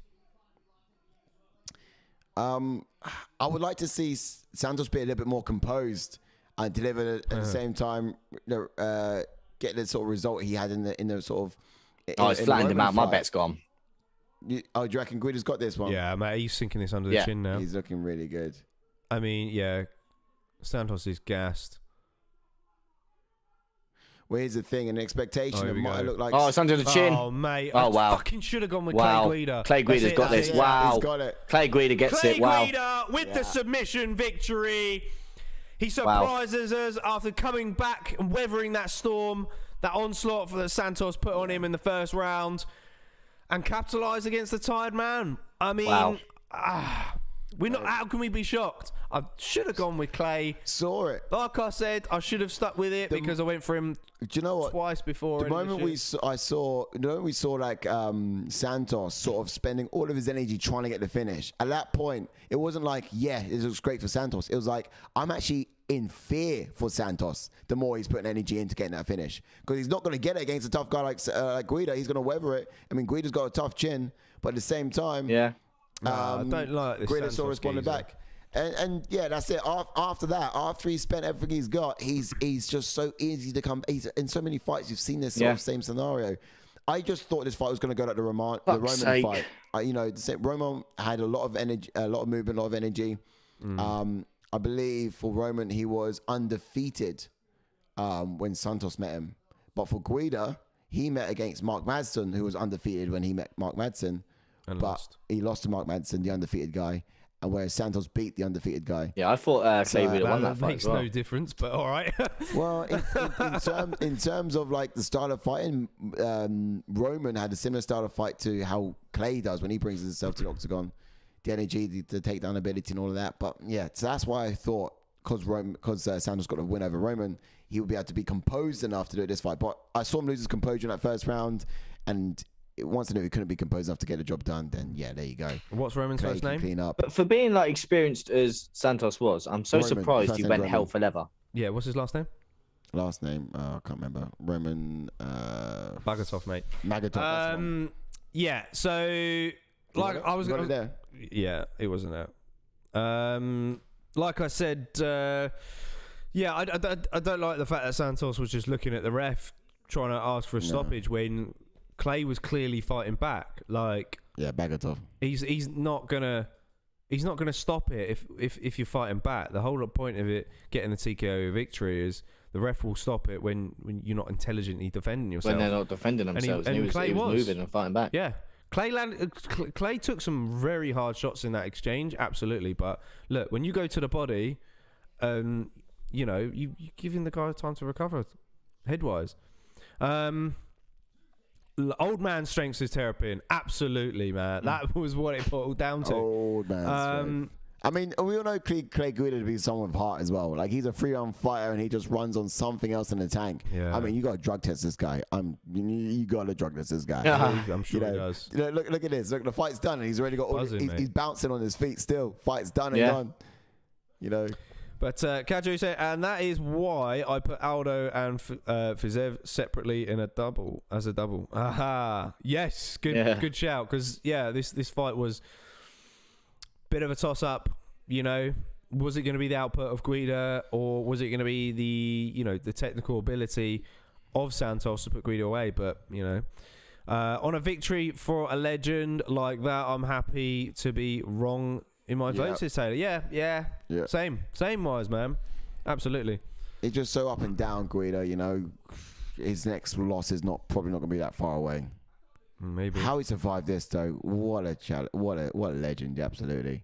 But I mean, a lot of these wild shots, he Santos was missing as well. You know? Yeah. I think he just got a bit too overexcited, in my opinion. Yeah, he did way too excited, mate. Was he depleted in energy, or was he frustrated in the fact that he couldn't get the job done with his very best efforts? That could be. I think that's what you need to be when you physical drain, mental drain. This back. Yeah. I think in his mind, he probably thought it should have been stopped, and that he was doing enough. Yeah. But in reality, he just wasn't. And that could be a mental drain going in round 2, thinking like, I've given this guy everything in round 1 and I couldn't get it done. Mentally, that could, was it gonna? Especially when you're tired as well, it doesn't go well. No, you're right. Yeah, spot on. Man. Job done though. Well done, Mr. Guida. Yeah. That's the second time I counted you out this year and you proved me wrong. Yeah, Ash, can you remember? Because we called that card, that Guida versus Madsen card. Did we go with Madsen or did we go with Guida? We both went for Madsen, yeah. Yeah, I did wonder. I couldn't remember whether I went for Guida or not, because I know I went for Guida against Johnson. No, I went. Yeah, and then I think you went Madsen. You got it right. So I went for Johnson over Guida. So I remember that one. Yeah, same. Because I was screaming for Guida for the count him out for that one. Third round rear naked choke. The sub, yeah. Because that's what I put money on. And Madsen, I would have gone Madsen. I counted Guida out again, I believe. And then coming to that last one. But amazing, he can go split decision against someone who's undefeated. He's no. Yeah, I mean that was another thing why I wanted to. Part of me wanted to go with Guida is because Mark Madsen's a tough individual, and the fact that he took him to a split decision, I think, was solid. And it was a very close fight as well. Again, Mark Madsen sort of he's been on the rise for some time. Yeah. Let's see if we can string 3 wins together, Depends who gets paired up with next, I guess. Or what's next for him? Is he going to retire now? How old is he? 39? He says his best is yet to come. Oh, right. Is that what he says? I mean, if you're finishing dudes, you've got no reason to stop. Why not? I mean, I think the time that you should stop is when you start getting knocked out bad. You get some if you're losing, especially at his age, back-to-back knockout losses, I think that's when it's sort of time. What are you trying to say, mate? Nothing, mate. Nothing at all. But I'm not wrong, really. Look, this is the smoker finish earlier in the night, and they tried pairing him up with O'Malley. Oh, this happened in the prelims. Beautiful. Yeah, that was the first fight, and they tried pairing up Smoker with Sean O'Malley. Sean O'Malley would have put him in a body bag. He probably would have done. Love that interview from Guida. True gent, says Kajo. Guys, can you fill us in why he was holding that ring? What did that mean? Because we're obviously tuning into ourselves. Was it a Hall of Fame or something, wasn't it? Was it a Hall of Fame? Or ring? I wasn't sure. Or recognition of being in the UFC for so long, I think, maybe. Oh, okay. I'm not really too sure what that was about. Or it's an Infinity Stone or something, I don't know. Oh, mate. UFC Infinity Stones. Yes. That's it. Jimmy Crute versus Jamahal Hill. Man, this let's jump into it, man. I can't wait for this fight. Really close. In my opinion. I mean, I know who I'm going for, though. I'm quite adamant on who I'm going for because I quite like him. Should we jump into it or wait? We can jump into it. Yeah, basically, I just like this guy for for my ones to watch for next year. I think I'm going to put him in. Ooh. And you'll get who that is in just a sec. Fire away. Yeah, so jump in. Jamahal Hill. He's got a pro record of 8 wins and 1 loss with 4 KOs. That's mad. Excuse me. And 2 wins and 1 loss is his UFC record. And he was on a Dana White contender series back in 2019. And he made his UFC debut the year after in 2020. Yes, indeed. He's coming off that loss to Paul Craig. Man, yeah. Gnarly arm break there, or sprain, or dyslexia. I don't know what happened there. It was like a dislocated, wasn't it? So let's talk about this guy. He's a southpaw fighter, blue belt in Brazilian Jiu-Jitsu. He comes out with a wide stance. He's exciting to watch as well. He's quite an exciting striker. Yeah, he's quite flowy. Yeah, for sure. He's got great use of knees and elbows, and he does cause savage endings to his bouts. He's had some really good finishes if you watch his reel. Now, the man likes to strike. Although Jiu-Jitsu was his first martial art, he's predominantly big in the striking game, But from his fights, you can see which area he's worked on the most. It's quite evident, right? You go with that? You say that? I mean, he's stopped at blue, like he's a blue belt, so clearly he's had a time period of neglecting jiu-jitsu a little bit. Now, what else about this guy? Like, he's at a high level of offense, and he does wisely invest into the body, which I do love to see about fighters, not just headhunting. This guy's got a bit of that both, and he does go to the body too. Now, he's quick for the division, and it's brilliant the way that he can attack the body and move just out of range as well, just after that. He's got a fantastic stand-up ability, and it's just... as you said in the first point there, he's exciting to watch. Yeah, absolutely. Jimmy Crute then. Indeed, yeah, mate. We'll jump onto Jimmy Crute, who has got a pro record of 12 wins with 2 losses and 5 KOs and 4 submissions, and 8 of his 9 finishes have been in the very first round. Has a UFC record of 4 wins and 2 losses. And another fighter that was on the Dana White Contender Series, but he was in it in 2018. He made his UFC debut the same year. And has never gone the distance since joining the UFC. That is correct. That's an interesting one to slip in there.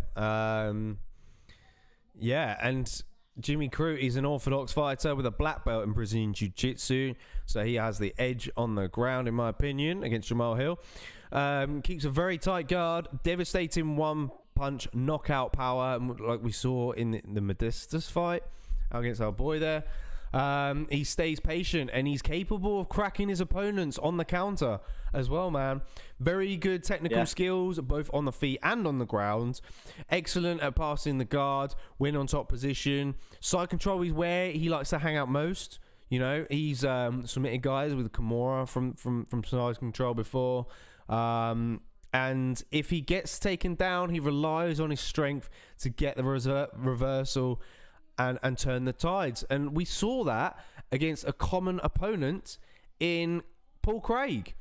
You know, in his UFC debut, he tapped out Paul Craig. So, you know, that's a solid win. I know, and this is how insanely talented Jimmy Crute is, and he's so young at the same time. So, do you think that really bears weight here in this matchup? Being Paul Craig being the last guy to do the job on Jamahal Hill, and being a guy that has been, you know, submitted by Jimmy Crute. Yeah. Oh, yeah. You think does that matter too much here, or you know, what matters is what happens now, not what happened before? You think so? Yeah. I mean, Paul Craig pulled guard on Jamahal Hill and submitted him. He did. Paul Craig got the takedown on Jimmy Crute, but the ground game was 50-50 for that whole fight, and you know, Jimmy did wind up on top. And, you know, managed to get Paul Craig in that Kimura. You know, it would... If he didn't isolate that Kimura, I think that would have been, all in all, a 50-50 fight throughout the whole fight, to be honest. It would have been a close one to call, in my opinion. Since then, I think Paul Craig has developed massively as well. But yeah, I just alarm. All the lights say Jimmy Crute for me in this fight. But what can we expect from Jamahal Hill, real quick, Mr. Brown? Let me tell you, I'm just watching his highlight reels, and you know, it's making my head spin a little bit. I mean, I know who I liked for this one, particularly being Jimmy Crute, but watching Jamahal Hill, the way he strikes is so good.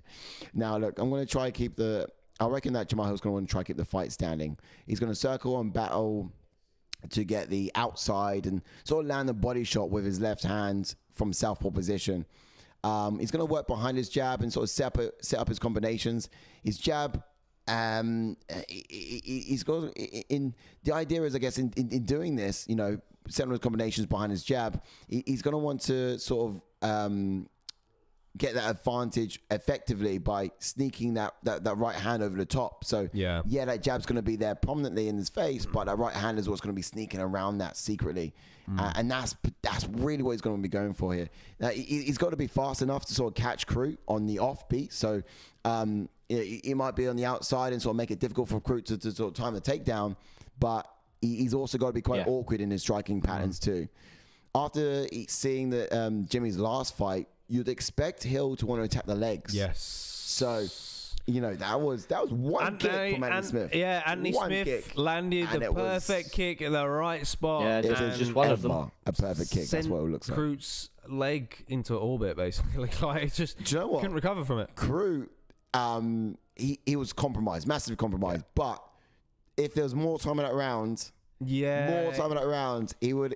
It was quite a difficult round to call. It was very close. Yeah, on the feet. He took him down off it, didn't he? Yeah, he managed to take him down off of that kick. He dropped to the ground, and it's compromised. But what a great way to sort of fight despite that. Absolute warrior. And that's why I like this guy.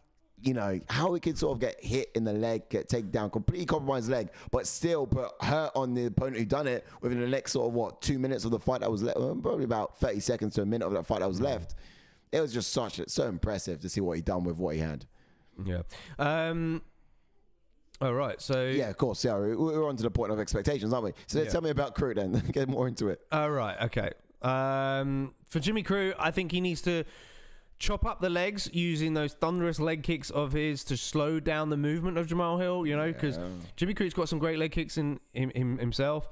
It would be in Jimmy's best interest to get this fight to the ground where he'll have the significant advantage. It's something he didn't try against against Smith.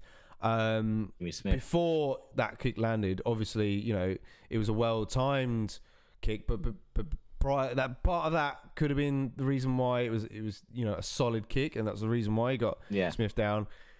I would like to basically what I'm saying is I'd like him to get the takedown a lot earlier in the fight. I think he needs to level change if Hill steps into the pocket. He's got to be relentless with the takedown attempts, similar to the Oleszejczak fight. You know, he was just on Oleszejczak from the bell, basically. Just tried to get him down from the off, and he managed to get the submission out of it. And Jimmy's going to want to isolate an arm when on the ground. Paul Craig managed to do this beautifully against Jamahal Hill. So on one side, you got Jamahal Hill, who needs to be attacking that leg because of Crute's last outing against Anthony Smith.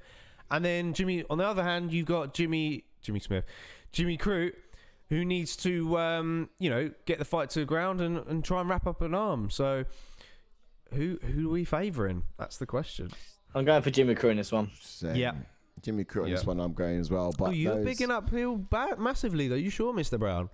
Hill, I just saw his striking reel. It looked really good. But watching the tape on Jimmy throughout the week, he's just got more tools to get it done. The takedown could be a big kryptonite for Jamahal Hill, I think. Yeah.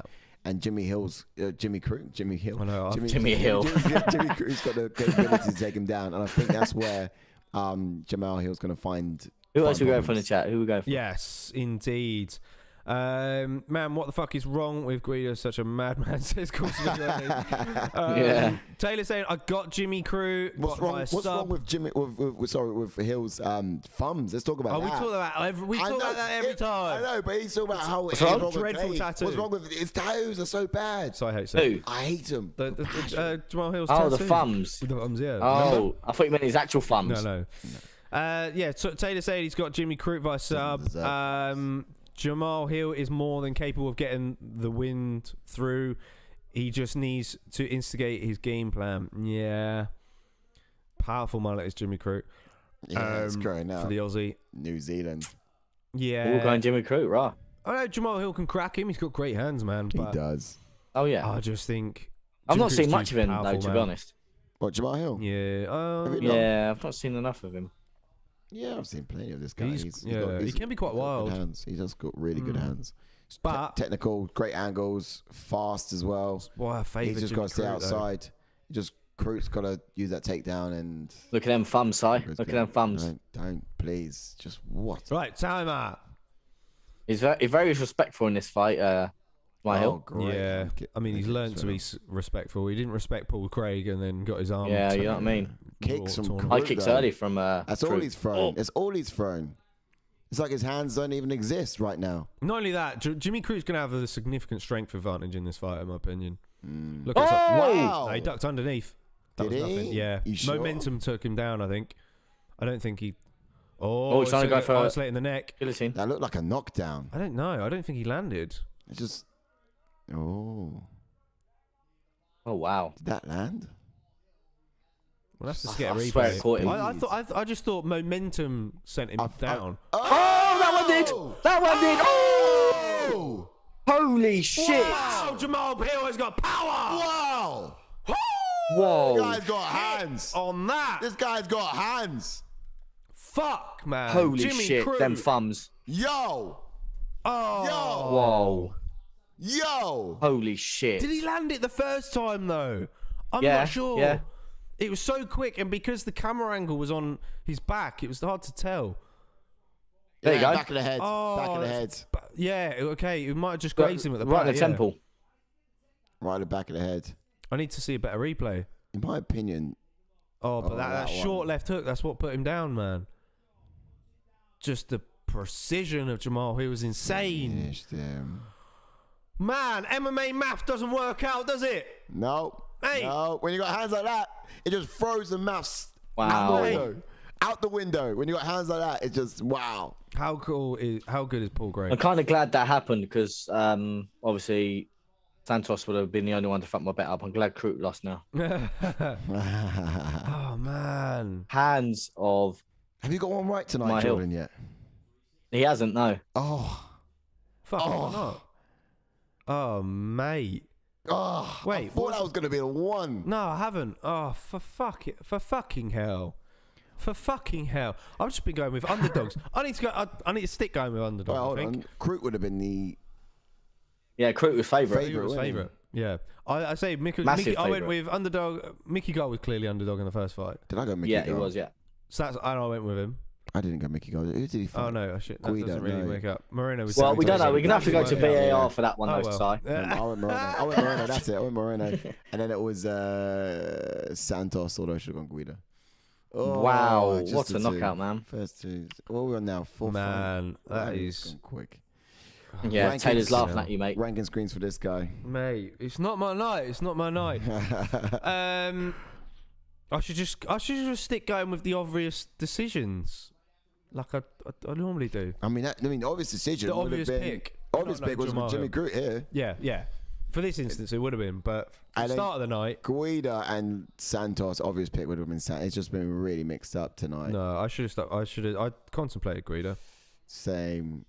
But hey, you win some, you lose some, you move on. It was sort of like the expectation. It was like for Guida, for Santos, that's a heavier lump in the eye, man. Yeah. He's got hands for sure. Oh, my God, look at that eye. Ross. I know. Holy shit, that's a planet on his eye. Where'd that come from? Wow, that one hit, or What maybe the the one on the fuck? ground. Gonna need the Bro. sensor He only landed to go like 2 hard on the strikes. F-bomb, says Cool Smeagol. Oh, my God. Man. What the fuck? Yeah. I mean, we're gonna get into the rankings as well for this fight. I can't wait to figure out who's gonna be next. Man. Jamahal Hill back with a vengeance. Good solid end to the year for this guy. We do Jamahal Hill, Johnny Walker, but we get into it. Ooh! I love that, JK. Mate, that's a shout. But I mean, well, I'd say it would be a jump up for Jamahal Hill, but at the same time, Hands. Johnny Walker, I think, needs someone low down, in my opinion, because his run is just bit poor. But our matey boy fighter 365 did say to us that there's a date already targeted for Johnny Walker in March. Oh, yeah, that's true. All right, then. But we don't know who the opponent is. Well, we'll get into it. I'll get into it in a minute. Yeah. That's a little insight for you guys. Yeah. Johnny Walker's supposedly booked. We don't know who it's against. And neither do the media, so... Where the hell did that lump on the eye come from? 2 strikes. Yeah, mate. One left, Bosh. and then one on the floor. Yeah, that one on was the it. ground. And then a That planet one on just the ground, eroded yeah. under his eye. It's literally that was literally that moment in Infinity War where Thanos brings the planet down towards Titan. That was literally what it was like. Yes. For Jimmy Crute when he's looking up. Look how Yeah, skinny his shit. arms are. You can only ask how. I know, and I know, How? and Right? mate. It's just one of them things when you get anything in exchange, man. You get anything in exchange, and that's it. You get caught. No, it's not even that. It's precision. And just the technique. Yeah. He puts his body behind the arms and how he throws it. You see him sort of step that right leg out and he's swinging his whole body. That just the way he swung that, it just had so much body power behind the arm. A lot of hip dexterity there as well. Is it hip dick? Hip dexterity. Oh, was it hip dick? Right, here we going for. Let's get them rankings up, boys. Yeah, let's get the rankings in. Fire it away. Look at that, the bantamweight Masvidal there, look. Right. Mate, he's thick. Height-wise, maybe. Right, we're keying this in now. What is next for Jamahal Hill? Johnny Walker would be a good shout. I mean, what about Ryan Spann? Ryan Spann is fireworks. That's a good shout. I'm just gonna grab my rankings card on this monitor to dictate who's booked and who's not. So Ryan Spann is a very good shout. He's not been booked. So Ryan Spann versus Jamahal Hill is very good. Obviously, both guys like to swing. It's a great fight for Jamahal Hill. You know, it's not someone who's going to necessarily grapple, although Ryan Spann is capable of getting the fight to the ground. Yeah. But he likes to bang. Oh, yeah, definitely, 100%. So, yeah, stylistically, I like that fight. That's great. Jamahal Hill will obviously now move into number 13, I'd imagine. Yeah, so I think he would just go one above, I think. Yeah. 12 versus 13 makes sense. Would it be disrespectful to send this guy into top 10 given he didn't beat Paul Craig at number 11? Yeah, that's true. Especially if he was going to give that. Yeah, but I think the only one that kind of makes sense in that would be Johnny Walker. Yeah. You know, like while we're on the topic, we've probably got a bit of time here. Before we move on to what's next for Jimmy Crute, maybe Paul Craig versus Johnny Walker's in the mix. If Fighter 365 said that it was going to be March, imagine if that's going to be on the London card. Could you imagine? Yeah, that's true. That would be good because that would also make it acceptable for Jim for Hill's next fight to be in the top 10. Seeing how that plays out, providing Paul loses that, then he could have a matchup against Walker potentially, or he could have a matchup against someone in the top 10, being like Krylov or Ozdemir. I mean, March is quite some time away now, and we're a few months out. But, wow, yeah. You know, can Jamahal Hill get straight back in there earlier the year? A bit earlier than that, like February time. Who knows? But yeah, I think that's a solid shout. Potentially, it could headline the London card. That could be the option. Maybe they're weighing it up. I don't know. Let's quickly move on then to what's next for Jimmy Crute because we got this co-main event coming up. Jimmy Crute versus Cutelaba. Is it? If he wants, it's not a bad one. But then again, that's if he wants to stay at light heavyweight, doesn't he? So. Yeah, and he's coming off a win against Devin Clark. Because he does bounce between middleweight and light heavyweight, we've definitely said, and I know I've said that I'd like to see Ion Cutelaba at middleweight. I think there's been inklings about it. There's been teasers about it. But if he's just come off a win at light heavyweight, then maybe he's going to stay at light heavyweight. So for that reason, Jimmy Crute versus Ion Cutelaba is a fun fight. Yeah. Don't like it for Ion Cutelaba, personally. But having seen Jimmy Crute get knocked out like that, you never know. Cutelaba's got power in his hands. It's possible. I think that's a good shout. I'm sure there's some other options. If there's any other options that you guys can think of, let us know in the chat. As we go back to the chat then, let's see. Crute got knocked out, says Casino Official. Welcome to the channel, Casino Official. Hey, man. Welcome in, buddy. Nice to meet you. Good to see you. Good to see you, indeed. He said Crute got knocked out, the fuck out, indeed. Oh, man. And any pick on the Riddell fight? Like I said, man, I like Fiziev, and that's the reason why I like Fiziev as well, yeah. Because it's hard to dictate and separate these two guys.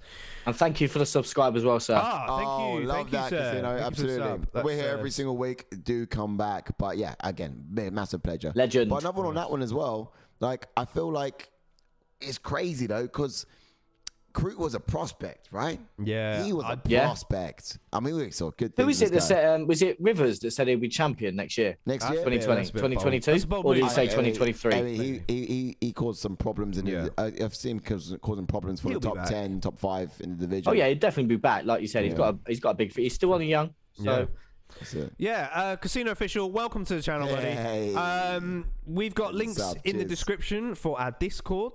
we have a Discord channel where the guys in the chat, there's a few who haven't been able to make it tonight, Colorado, and we talk about all things UFC in the Discord on 24/7 almost.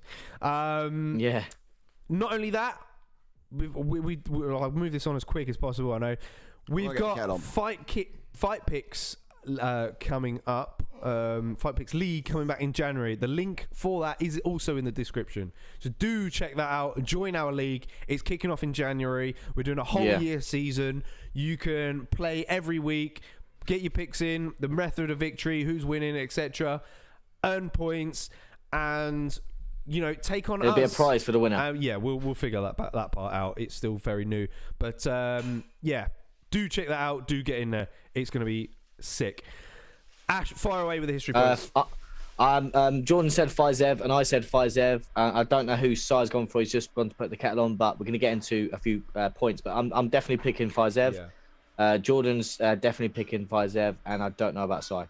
But just going to jump into some key points on Fiziev. He's got a pro record of 10 wins and 1 loss, with 6 KOs and 1 submission, and 6 of them 7 finishes have been in the very first round. And he has a UFC record of 4 wins and 1 loss. And he's currently on a 4-fight win streak, and he did make his UFC debut back in 2019. Oof. Mad.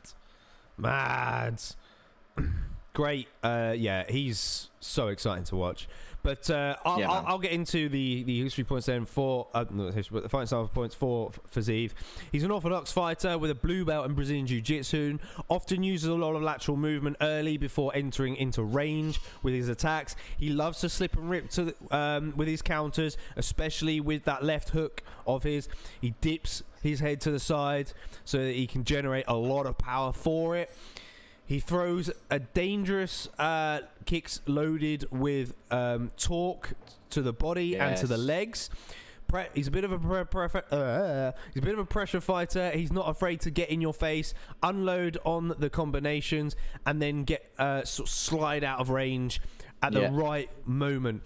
Lethal with his combinations, putting both kicks and hands together in such an effective way, and you can see that in that Moicano fight. Beautiful combination. It's probably one of my favorite combinations I've ever seen in the octagon. Like, it was just insane.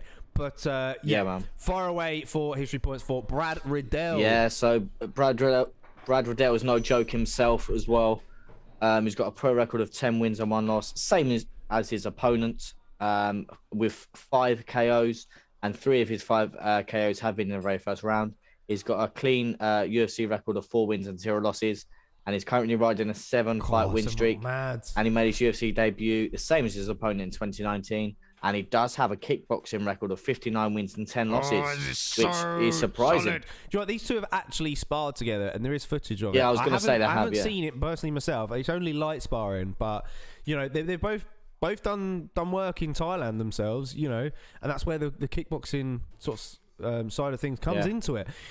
Like, it's fight of the night written all over it, my man. But as for Brad Riddell, he's an orthodox fighter with a kickboxing background. He's got a purple belt in Brazilian Jiu-Jitsu, so he edges, I would say, for Fiziev in that respect. He has a piston of a right hand, man, which he loves to sneak over the top. He spends it wisely, and he times it so well. He's a very physical kickboxer, will comfortably wrestle his opponents, and almost always will try win a sneaky shot on the break at the same time. Chooses precision 100%. First over power. Personally, he looks, and that's kind of what differentiates the two, I guess. I was wrong in saying that they're very much the same, but that's, if you wanted to separate these two, I'd say that'll be it. Where was I? I've literally lost where I was. My train of thought. And he's capable of covering a lot of distance in such a short space of time. Is Brad Riddell. He does it so effectively. 1 minute he's out of range, the next minute he's lunging in, and he's landed a solid shot on him. And Fiziev's got to look out for that. But at the same time, Fiziev's going to be looking to counter potentially off of that. Maybe it would be a right hook. It would be, if he times that perfectly, he's putting Riddell down for sure. you know, and the thing is about Brad Riddell is he's difficult to keep down once he's taken down. He always find a way to get back to his feet. Having said that, you know, I don't really see this fight going to the ground, you know, but it's something to mention nonetheless. You know, it's part of his fighting style. Size back with the goods. Man, I think we're pretty early and bang on with this. You know, I think this is pretty. I'll be 1 second. I'm liking this. All right then. 1 second. Yes. Before we get into the expectations, then, guys, let us know who you're going for in this. Who are you going for, casino official? You asked us if we had a pick on Riddell. So I'm assuming are you going for Riddell? I've got Fiziev personally. Who are you going for? and what as well? You know, what victory are you calling? I mean, it's got. You gone Fiziev on this one, yeah? Yeah, purely because I just like Fiziev, man. I have done, you know, I've watched Riddell before, but I've gone Fiziev on this one now, but now I'm doubting it because you've got it. I don't know if I should. Thanks. I've got to get one right, surely. Got to get one right. I mean, you've actually had put my head in a spin now. Now I don't know if I want to go Fiziev. Like, this fight has got knockout written all over it because of these guys' abilities, but at the same time, part of me thinks that they might have quite a lot of respect for each other. You know, if they have slightly sparred before, we could see a very sort of slow, tentative kickboxing bout on the feet, and which could, you know, favour a decision. Those leg kicks on Fiziev, though, they can just they whip, man. Just talking them. Looks like Cajo's going with Fiziev. Get the acca flowing. Indeed. So we got Fiziev. He's just Cajo. He's a bit pitbull like, and he's got that yappy. I don't know. That's what I like about him, man. Yeah. That combination he put together on Mykanen was just fucking beautiful, man. The way he rips to the body at the same time. Hey. Sure, man. I think Ash said he was going with Fiziev. Oh, they're already in the octagon. I thought we was going to see a walkout for this. Oh, all right. Expects. Yeah, go for it. Here we go. So I reckon Fiziev is going to have a lot of movement in the first round, hacking at the leader leg, and sort of move while he collects his data as well, safely mapping his ways in. That's what the first round's going to be mainly about for him. They're probably going to pick up the pace in the second. We're going to need to sort of be the faster fighter. He's going to be quicker in and out quickly, just to sort of make sure he's not there for the sting of Riddell's counters. It's going to be really important. But he's going to be the one to press the action, I think. He's going to be looking to sort of find a home for that left kick to the body as well. Out of his orthodox stance. Yeah, absolutely. And as for Brad Riddell then, I think he needs to utilise the distance more and look to counter with his power shots. I think he'll have most of his success in the third round of the fight when Fiziev is fatigued. You know, and we saw this against Bobby Green, Fiziev against Bobby Green, you know, and Bobby Green landed a lot more in that round against Fiziev than he did the whole of the entire fight, basically. You know, really poured it on him. So that's where I think Brad Riddell needs to sort of, you know, be mindful of. In his last fight in Brad Riddell's last fight against Drew Dober, we saw him execute some takedowns. This wouldn't be a bad idea just to drain away the power of Fiziev, especially in round 2, if he's sort of able to mix it up, and you know, then you'd favour Riddell in that respect. Yeah. Okay, we got for a round timer. If we get Ash back in, we will be out of sync a little bit. He's before 30. I might be able to catch him. I mean, he's missed the pick again. He has. I'm going to go to town on him. That's two he's missed. Oh, he's just in a row. He just null and void then. Yeah, he's null and void. That's it. Void. Yeah, we can't have one rule for what Mr. Brown and a rule for everyone else. Thank you for saying that. We cannot have one rule for me and one rule for everyone else. Because we know what you like. For the time being, it has been that, but it's. Because me and Ash are always on it, but you know, we slip him. We got to crap the whip with this boy. He's slipping when it counts. He'll catch us in the replay in the morning. I think he might have said Fiziev. I think he said Fiziev though.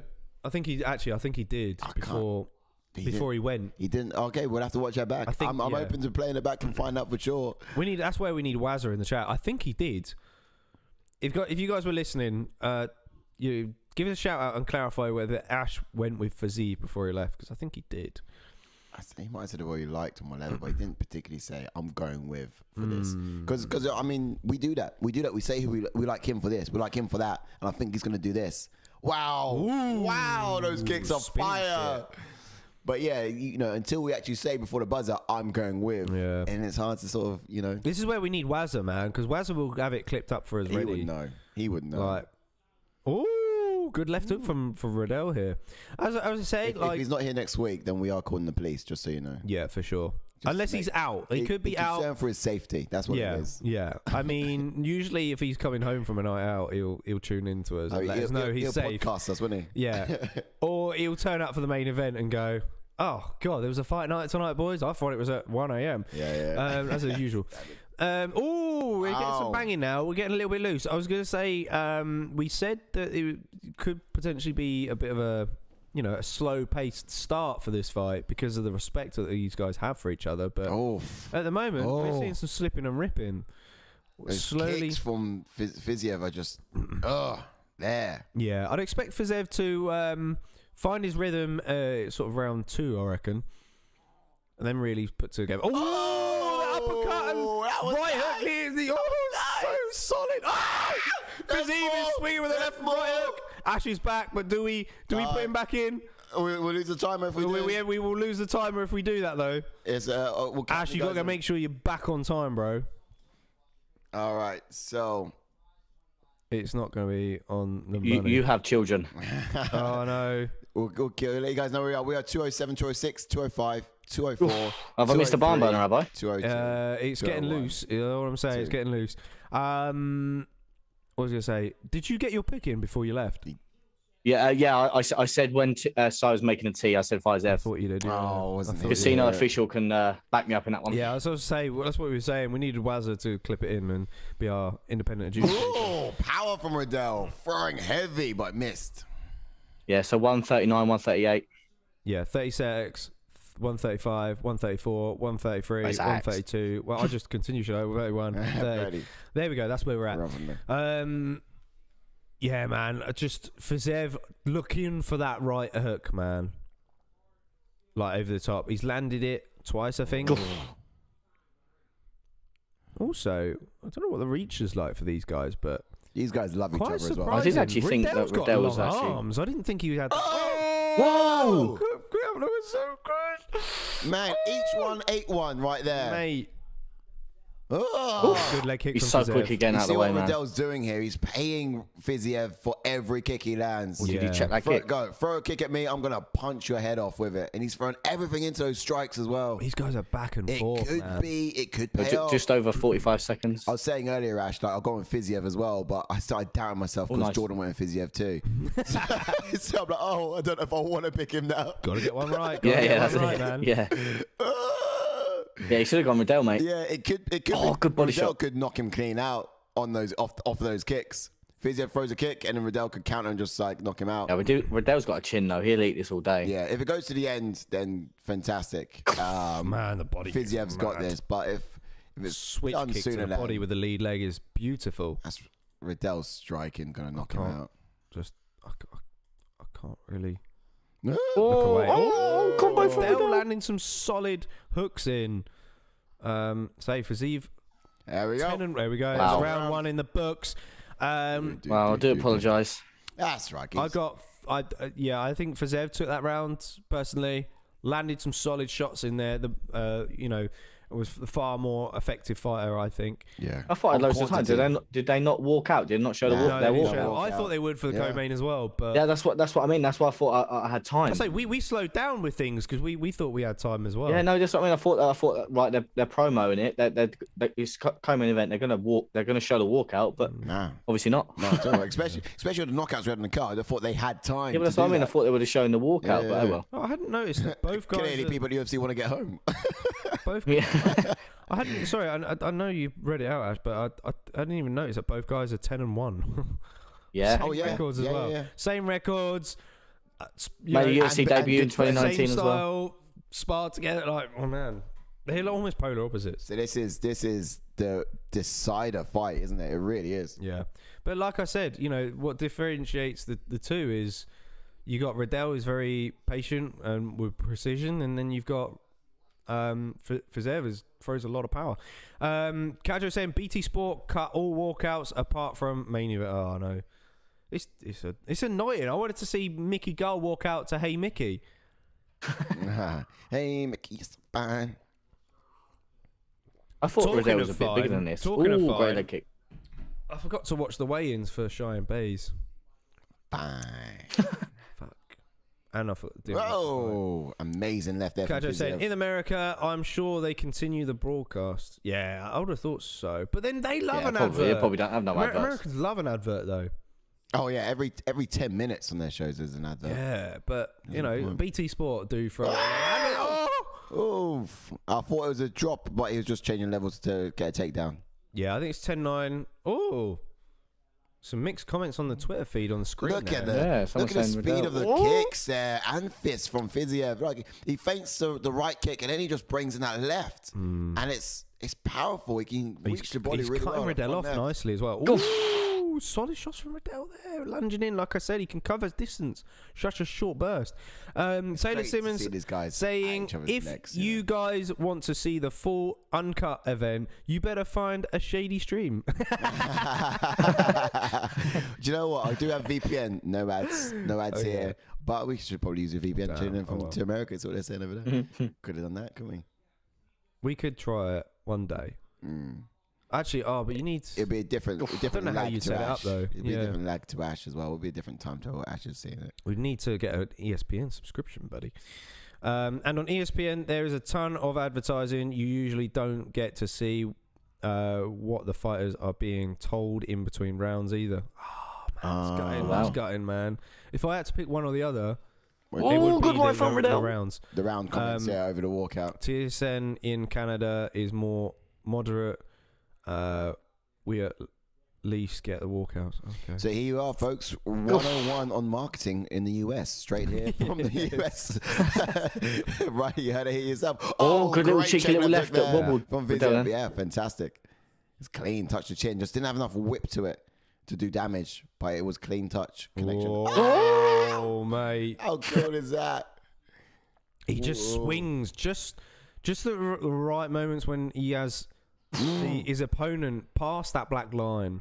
That's when because he knows the fence is there and he's going to back his opponent into that fence. That's the word. His combination. The word for it is good right hand over the top from Liddell. The word for it for Fiziev is torque, isn't it? Yeah, torque is that word. It's not so much of a wide wind up with any of his strikes. It's tight, it's close, and it just comes at power, and that's what the torque is. It's amazing. Yeah. Jose Aldo uses it at Brute beautifully as well. Yeah. Yeah. Oh, you say that again, mate. See him a bit later, don't we? Oh, mate, I can't wait for the body shots of Aldo. I'm gonna get emotional. Yeah. And I will turn up the volume for his walkout. If you didn't see the video we posted on Twitter earlier, check it out. So I didn't know. I did a little Jose Aldo impression. Oh, no, I saw it. Yeah. Was that what it was? Yeah. Of course, looking down at the ground. You just didn't... friendly! You didn't have the sound on? No, I didn't have sound on, nothing like that. No. I see, that was why. I saw it. Where I was, I saw it. I was like... I sent it to the UFC. He was wearing a shirt, wasn't he? Yeah. He's looking at the ground. I was like, why didn't you look at the camera, man? There's a reason. No, sorry, I saw it on Instagram. Oh, yeah. You put an Insta as well, didn't you? Yeah, I sent it to UFC. I was hoping they were going to repost it. All right, maybe not. Not yet. Yeah, maybe Jose Aldo. I even tagged his team in there. Novo and Man, use the arm grip onto the door. Yeah, that's what I did. I said, who's holding that? I'm not there. It was quite difficult though to do because. How did you manage that? Yeah, it was with the arm grip. But the problem is I couldn't cue the music properly. I had to cue the music on my phone because for some reason Amazon Music doesn't have that track. It's annoying. Yeah. So I had to cue it on my phone, go outside the room, and then do it. But, oh well. Huge cut on Riddell, Siskajo. Indeed. Taylor calling a headbutt. It was a headbutt. Oh, man, these striking numbers are close. But like I said, this round will definitely be Fiziev's. This round's just gone. It has gone, hasn't it? Just flown. But what about the first one? Most active. First one go to Fiziev as well? I got it, but I know some people on the Twitter feed in the corner there thought it was 10-9 Riddell. I know Riddell was catching him coming in, but it's easy to see what looks significant when someone's loading up. You do miss some important shots in there. Was Miguel 2-0 Fiziev? Yeah, potentially. Yeah, that was definitely his most significant round. Like I said, round 2 is his sort of round for getting the most output, but he needs to now go into round 3 the same, because like we said, in Bobby Green he faded, and Bobby Green just poured it on him. I mean, didn't put him in too much danger. Look at that mouse under the eye. Ooh. Yeah, Riddell needs to now dig deep and just go after it now, because you must think that round 1 was a toss-up. Very close on the numbers of it. We've seen him have a. Yeah. Remember that third round against? Was it? Oh, I can't remember his name now. What is his name? Begins with M. Who? You on about Fiziev? No, Riddell. That war that he had with Jamie Malarkey. Oh, that's Jamie Malarkey, of course. Oh, yeah. Yes. No, we poured it on. Needs to do that. UFC debut, yeah. You think about those mouses under the eye as well. It just takes one shot to get them, isn't it? You might think it takes a good few. Yeah, mouse like it takes one trap and a piece of cheese, and you got him. Yeah. I love that. Time by about a second. Whoa! Exchanging hooks, man. Riddell's got a chin, man. How you score that, says Kajo? Yeah, I like I said, it's that round 1's very difficult. Fiziev definitely got round 2, in my opinion. I think I score it Fiziev round 1 personally. I think he landed the significant shots. Ooh, big takedown! And look, this is what we said in the notes. Riddell is capable of shooting, and he's picked a very good round to do that now. He must know that it's close on the scorecards and the numbers in terms of strikes. Not a bad idea to result to takedowns. But, Fiziev doing a good job now. And back to the feet. Back to the feet. And, he's now going to be a bit weary about that. Oh, these guys, man. Here's the thing. When you got two good friends fighting in the octagon, what do they tell to their other friends when they're like, who to bet on? Bet on me. No, bet on me. No, bet on that guy. You know what I mean? It must be quite difficult for their whole friendship circle to be like, I don't know. John Anik said something really funny on in the podcast with the Anakin Florian podcast, because they have Ray Longo, is the coach of Aljamain Sterling, and who's recently lost out of their camp. Why can't I think of his name? Ash, help me out. Brad Riddell's camp. Who are we talking about? Same camp as Aljamain Sterling. The guy who sells houses. Why can't I think of his name? How long ago? Recent? Yeah, recently lost against lightweight. Fort Khabib went to a decision. Why can't I think of his name? Alo Quinta. Alo Quinta, that's the one. Okay. Yeah, Alo Quinta lost, didn't he? He got knocked out. In his last fight. Bobby Green. By Bobby Green, yes, one. What's the coach's name? My brain's gone funny. His coach said, because he comes on the Aaron Florian podcast on a regular, Ray Longo. He said, he wasn't in his right mind. He stopped it! Wow! Whoa! That was a bit of an early stoppage. That was enough. Whoa! Spinning back kick. Wow!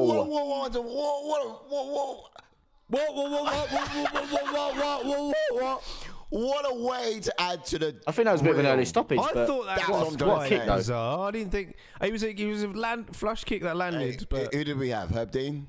Yeah. I mean, he's even late. Yeah, of course you have Herb Dean late or early. The follow-up one would have been enough. I reckon Herb Dean called it a little bit prematurely. That was one thing. Beautifully Herb Dean's already there. Just as Riddell was circling away. Herb Dean, All right, okay. I'll let Dean off. I'll let him off. He was wobbly, but look, see, strike. Watch his reactions though. Yeah, his reaction was a bit off. Just watch him now. Look, he's not there. Look. Yeah, I think the vision. He called it. Yeah, no, it was a good stoppage. To be fair, I think Riddell called it. He wasn't there. Riddell himself said, "Hey." Yeah. Riddell himself said, "Hey." I think because he was out here, and then he was like, "Oh, hey, done, yeah." Yeah, I'll let him off. I think it was a great stoppage. Verbal tap, personally. Yeah, sort of thing. Yeah, wow. I let him off. Never seen a striker do a fighter do that before. But before what a finish though. Spinning back kick, man. Fiziev is for real, man. He is for real. Douche. Yeah, as I was saying, so Ray Longo said on the podcast, he was like, Al Quinta's just not in his headspace at the moment, especially going into the Bobby Green fight.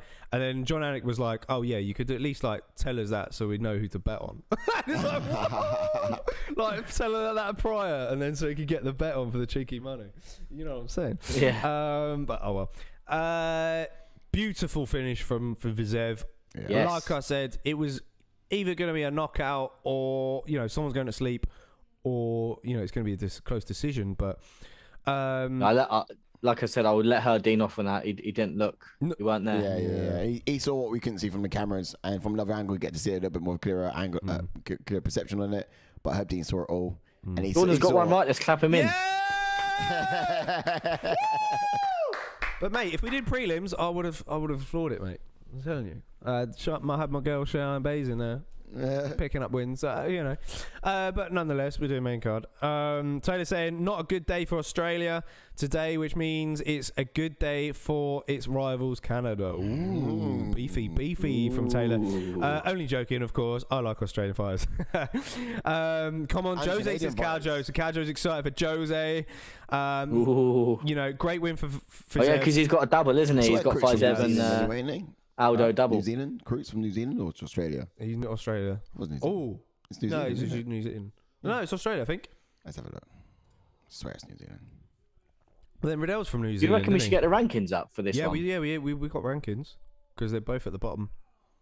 Man, it got to be. Right, it's Australia. Yeah, it's Australia. Man, we're gonna have so many ones to watch for next year, but Fiziev's got to be in there. Oh yes, 100%, mate.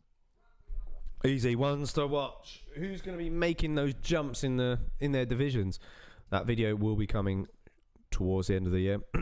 Let's get the rankings up real quick before I'll tell you who is one to watch, or shall I keep it a secret? Oh, go on, tell us. The rankings are up. Go on, go for it.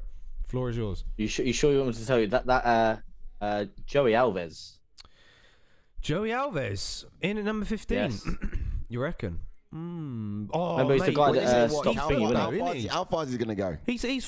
No, I don't mean for him to fight Fiziev. I just mean he's one to watch. For one to watch. Yeah. He's definitely on the books. Do you reckon he can make top 5? Or do you reckon he's more of a top 10 fighter? I mean, for next year, he'll probably make top 10. But wow, your boy Joe. He's solid, though. And he's got such a big fight coming up against Sarukian.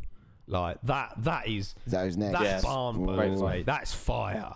Man, so Fiziev's going to probably go above them into 12. Ooh. Ferreira might be booked, I think. Jesus, where'd you put him, boys? Sarukian, yeah, Gamrot is fighting Gillespie? Ferreira. Mate, when's Gamrot Ferreira? Gamrot Ferreira is right around the corner. Mate, if Gamrot wins that, you're getting Gamrot against Fiziev. Book that fight, mate. That's the fucking seed. Wow. That's the fucking seed, cocksucker. Mate, Ferreira. That's the fucking one. Hold on. Yeah, Gamrot. That guy's a bad motherfucker. He comes from Poland and he's gonna tear your fucking head off. I can tell you now. Guy like Fiziev, he needs to be in the top 10 at this point. He's got to be in the top 10 at this point. Look how many undefeated fights he's got. Mate, you're not cracking top 10 yet. You sure? Oh, actually, but then again, Let's get him into top 10. Dan Hooker's going down. He's going down in weight class, and he's in at number 8. So, the UFC going to keep him? They'll probably keep him in the rankings for his first featherweight fight. Did you just call out? Back? I don't know. Let us know in the comment section if you heard who Fiziev called out. All I'm saying, it'll be interesting. Fiziev grows his beard out a little bit more. That's a McGregor lookalike right there. McGregor and him and the octagon. I actually commented. Is McGregor Gillespie booked? Did you actually? Yeah. He looks a bit like him, doesn't he? Yeah. It's mad. McGregor now, anyway, at the weight class he's at. But what McGregor saying is Gregor Gillespie booked? He's not. No. And he's struggling to find a fight, I think. Diego Ferreira is fighting Gamrot. That's what I'm saying. If Gamrot beats Ferreira, and that's maybe Gillespie or Gamrot then. Yeah. Yeah. Personally, I mean, Gregor Gillespie would be that sort of striker versus grappler type of fighter, and would really test Fiziev, because he is relentless with his takedowns. But could he get Fiziev down? I mean, it's difficult. We saw glimpses of the takedown defense there from Fiziev. He done a quite good job at getting back to his feet against Riddell. But at the same time, Riddell's no Gillespie. Gillespie is relentless with it. But also, what's going to be really challenging for someone like Fiziev is also going to be like his leg kicks. He loves his leg kicks. Can he deploy them against someone like Gillespie who'll just catch him and take him down off of it? He's got to think twice about throwing him down. Great point. As well as that sort of low stance from Gillespie is going to be inviting for him to go for that lead leg. Yeah. Do you want to throw leg kicks against someone who's predominantly grappling like Gillespie? So he's going to have to find other alternatives. It's going to be a big challenge for him. Well-timed knee up the middle, I reckon. Oh, yeah, that could be well done. Yeah. Maybe. That'd be a way. But I think if in that respect, if in that fight in your Fiziev, you got to think, okay, this guy's a solid wrestler. There's a big chance I'm going to get taken down. Just throw the knee.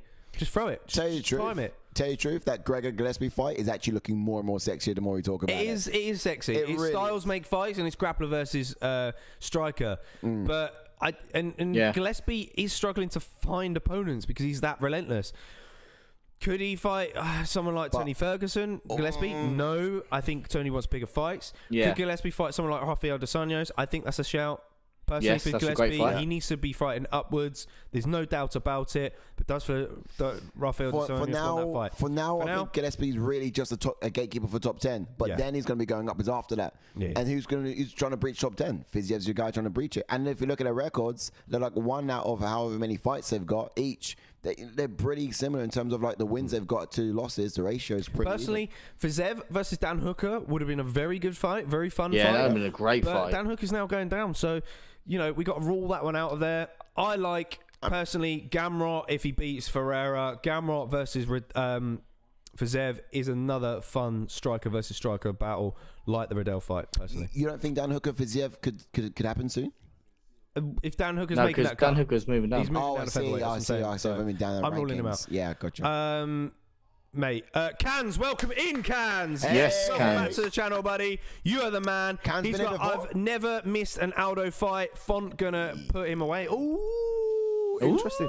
Very interesting. I've never missed an Aldo fight. I thought he was here for Aldo. Taylor, but then he says Font's gonna put same. him away. And then he's like, Taylor doing a really good plug for us. He's saying, everyone check Discord and watch the vid after. I love that. Cheers, it was a thingy calling out Abdullah, I think. Okay. It was Fiziev calling out Abdullah. All right, nice one. Cheers, man. If you're new to the channel or you're a continued viewer and you haven't joined the Discord yet, get in on the Discord. That is in the link below. And like I said earlier, in January, we're starting a Fight Picks League. Oh, man. Year-round league. Battle with us. Battle. Pick with us via an app. Pick who's winning, the method of victory, and the rounds. Earn points. And we got to jump into this fight, boys. I know. We get. I just about to say we got our own personal picks going on, don't we, amongst us boys? And, and that's just a fun thing that we've got going on ATF. And the whole idea of the new year is just opening that little scorecard we've got. Edge. You're gonna set it up. You're gonna set it up. You guys can join it too. I know. We're gonna have we can be so competitive in the chat. It's gonna be so. I can't wait for it. We've picked every fight this year, and we got our own little rankings between us on like who's up and who's on every fight this year. But get in on it and don't miss it. It's gonna I've also added so you can pick the prelims and the main card. We're gonna do that. So genius stuff. All right, Ash, send us. Right, jump on to Jose Aldo then quickly. Yeah, he's got a pro record of 30 wins and 7 losses, and 17 KOs and 1 submission. 12 of his 18 finishes have been in the very first round. He's got a UFC record of 12 wins and 6 losses. He's currently on a 2-fight win streak. The former UFC champ, the former WEC featherweight champ. Most title defenses in UFC featherweight history, which is 7. And he did make his UFC debut back in 2011. Yes, and now my turn. He's an orthodox fighter, black belt in Brazilian Jiu-Jitsu, luta livre as well. But he's got fast hands, this guy. Really quick hand speed, educated striking ability, and great grappling credentials as well. Now, a little bit more about his sort of stance when he's standing there. He's got high guard and he applies constant pressure. He's renowned for his leg kicks, or used to be, let's say, renowned for throwing those fast leg kicks, the fastest ones in the entire game. Although you don't really see much from lately, unfortunately. He does mix up his striking effectively as well. He'll often rip to the body first and then look to land up top as well. He'd be creative with this and sort of send misdirection, different signals as he's going before doing so as well. And that's just a sign of a championship thinking. You know, it's a sign of a high IQ sort of fighter, and that's what you need to be in those sort of championship levels. And something that he's got, sort of misdirection and sort of throwing other things into your game other than just landing and striking. Yeah. Now this guy, he jumps straight back after sort of taking a hit. He uses his constant pressure as a weapon against his opponents too. And as the fight reaches the later rounds, the fatigue shows. It does. And unfortunately, he does become a little bit of a brawler. And it's not his sort of fighting style. He's better when he's technical and sharp. But, you know, he does like to, out of habit, go back to sort of brawling and sort of go chin to chin with people. But that's just as the fatigue sticks in as his defensive ability sort of lacks a bit. Yeah. True. I mean, he takes rounds off as well. But Rob Font. Yeah. What can you tell us? Jump onto Rob. Rob Font's got a pro record of 19 wins and 4 losses with 8 KOs and 4 submissions, and 8 of the 12 finishes have been in the very first round. He's got a UFC record of 9 wins and 3 losses. He's on a 4-fight win streak, and he made his UFC debut back in 2014. Quite some time now in the UFC is Rob Font, but he's an orthodox fighter with a brown belt in Brazilian Jiu-Jitsu, keeps his guard tight and high, precise striker with devastatingly fast hands. Starts off working behind his jab, looking to split the guard of his opponents. He lets his hands fly straight down the pipe with a high output. Often just touches his opponents to tease out the counter attacks so he can trace shots back to secure straight after they spend combos. We call this sort of poking the bear sort of thing, a short way. He's very explosive on the canvas too. He's very difficult to sort of pin down. In the stand-up, he'll remain patient with calculated frequency. And, you know, we saw that in his last fight against Cody Garbrandt, where he kind of... Cody secured some takedowns on him, but...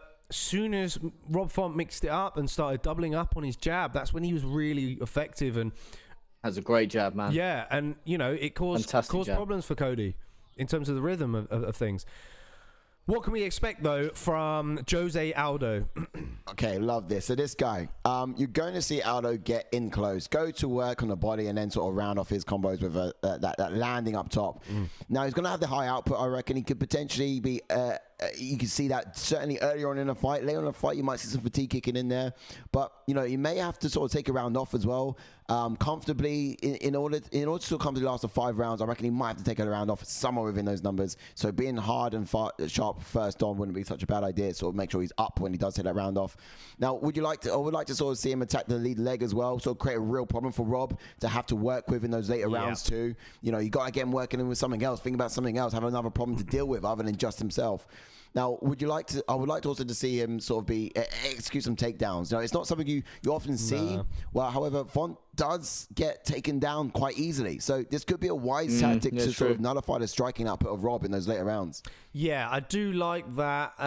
He did get some takedowns against, who was it? Was it Munoz or was it Vera? No, it was Vera, wasn't it? He landed some takedowns against Marlon Vera, did Jose Aldo. And yeah, you're right. That would be a wise tactic. However, when jab from Rob is going to be a problem in later rounds. It is. But not only that is grappling uses up a lot of energy, and this is a 5-round fight, and Jose Aldo, like we said, is known for gassing. So maybe it's not something he wants to do. It's going to be interesting, but nonetheless, Rob Font. Let's go. What I'm expecting is he will stay active offensively, remaining busy behind his jab to keep Aldo from landing his power shots. He'll double up on that jab and then look to land that right hand over the top. Distance management is going to be key in this fight. It's something he managed to do very well against Cody Garbrandt. He's going to attack Aldo's lead leg when he's stationary. Aldo likes to use his hip movements to avoid punches. So that's, you know, chop the base down sort of thing. He needs to rely on Aldo to be explosive early, You can expect Font to sort of up the pace throughout the fight as it goes on, and then look to capitalize when Aldo starts to fade, in my opinion. Yeah. All right, boys. We're at that point of time of the night. Then, who do you think takes this one? Where are you going? I'm going with my boy Jose Aldo. I think he's got more tools in terms of striking. I was just about to mention that, mate. So Aldo does have more ways to win, but the thing for me is Font. Like I said to Jordan earlier when you weren't here, Si. Yeah. Like Rob Font has beaten the likes of Marlon Moraes, who Marlon Moraes beat Jose Aldo, and I think personally, Marlon Moraes is a similar fighter to Jose Aldo. Apart from the wrestling aspects, but apart from that, and then also Conor Garbrandt, knockout power, explosive, and Font just uses jab to keep him at bay. I think if Font can keep Aldo at bay for the first 2-3 rounds, or if he doesn't get him out there early, like Jordan said, Aldo's going to tire. So I'm going for Font in this one. That's interesting. That's fair. You did that. That's fair. I am. Because Aldo's known to gas. So even if he grapples, or even if as long as Font can keep away, it's a strategic option. Absolutely. You know, a Rob Font decision I think is good. If Aldo can be very active in rounds 1 and 2, and then maybe take off 3, to then give Font if this was a 3-round fight, I'll be going Aldo. Yeah. But then, and you'd expect Font to win in those late rounds. Absolutely, it's a toss-up, and it could be a very close decision, and Font could very well get that. That's true. Well, Si gets his pick, and I'll catch up in the chat, mate. Yes, we need to catch up in the chat. Sure, I'll go Font as well in this one. Oh, he's going to copy Ash? Of course he will. I am. I wish you went Aldo as well, Ash, because I would have gone Aldo. And this is a bit of a strategic decision, because I did like Aldo for this one. It's a not bad cheesy decision I'm making. But at the same time, I liked Aldo for it particularly, mainly because I thought he could do it in the time he's got. But you're absolutely right, Mike. You just don't want to level with Ash on picks. Yeah, well, that's it. That's only it. That would be the outcome. That's just a strategic decision I'm making. And it's made it really difficult for me. Yeah, you was all Aldo all week. At the same time, I feel like my concerns of Aldo are so high that it's going to be really difficult to. It's what's making it's so tight to call, and it's just sort of swayed. Okay, I'm going to have to go Rob. We've just swayed you to pick Rob Font. It's just quickly. Taylor saying, now that you mention it, I've actually seen every Jose Aldo fight has ever occupied in the UFC. I remember when he fought for the integral featherweight title at UFC 129. Absolutely, that was solid round timer. That was cracking.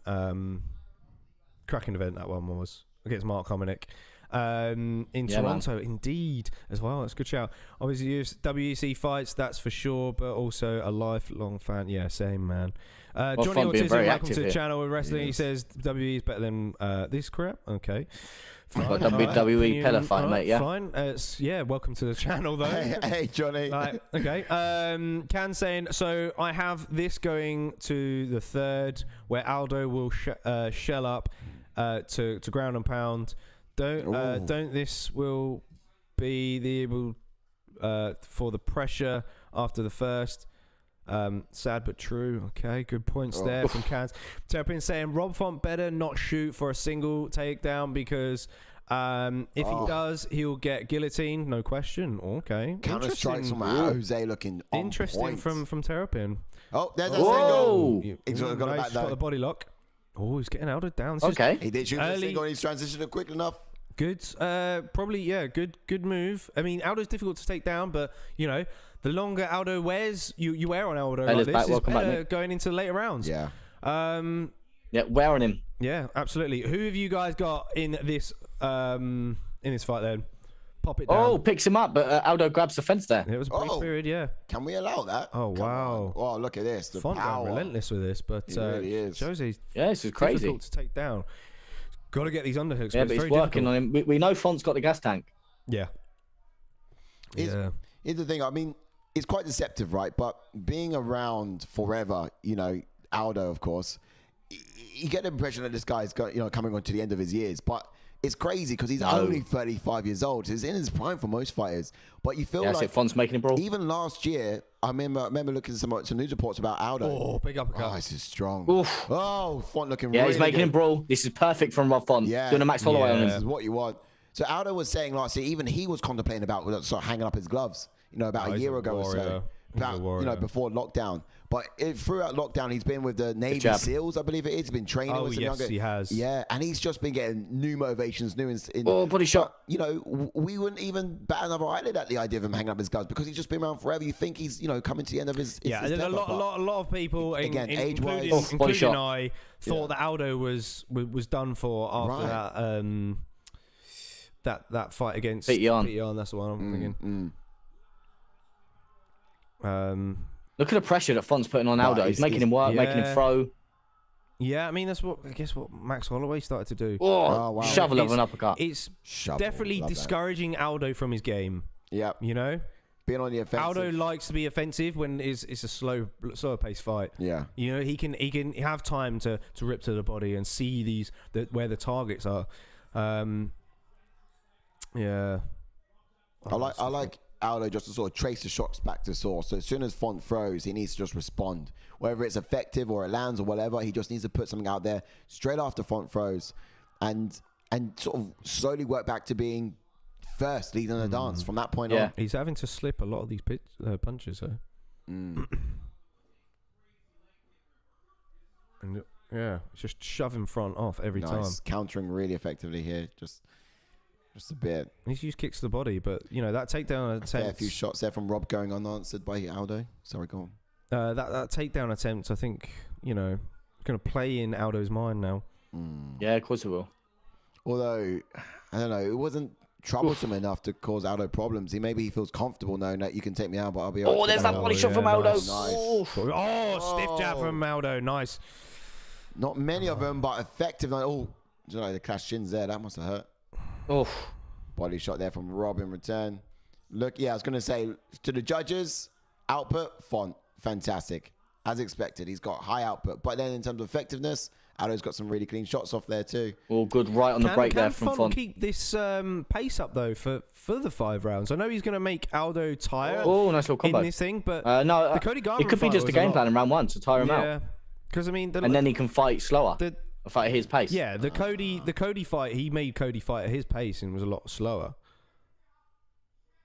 Whereas he's putting it on Aldo. It could be just maybe one's round and 2, pour it on, tire Aldo, and then obviously he can start landing his strikes in round number 3 or 4. Straight down the pipe from Aldo. Big right from Aldo. Oh, Aldo's dropped him. Wow. Oh, Aldo's dropped him. What is hurt?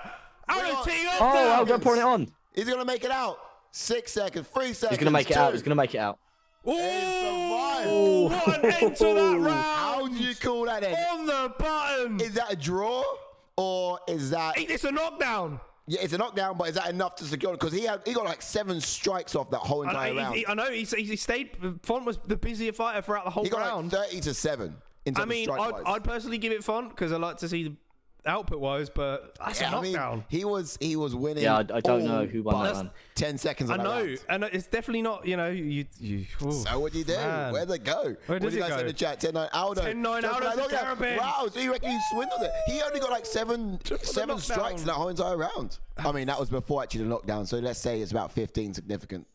Oh man! You can see Font's legs aren't the biggest, his legs just went. That 1-2 down the pipe was beautiful.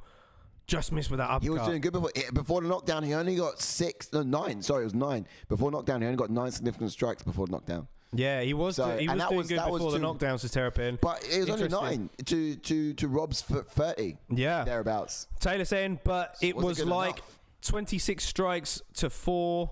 The knockdown does do something, but it could have almost been 10-8 rounds to some people. Absolutely. Draw says cans in his opinion.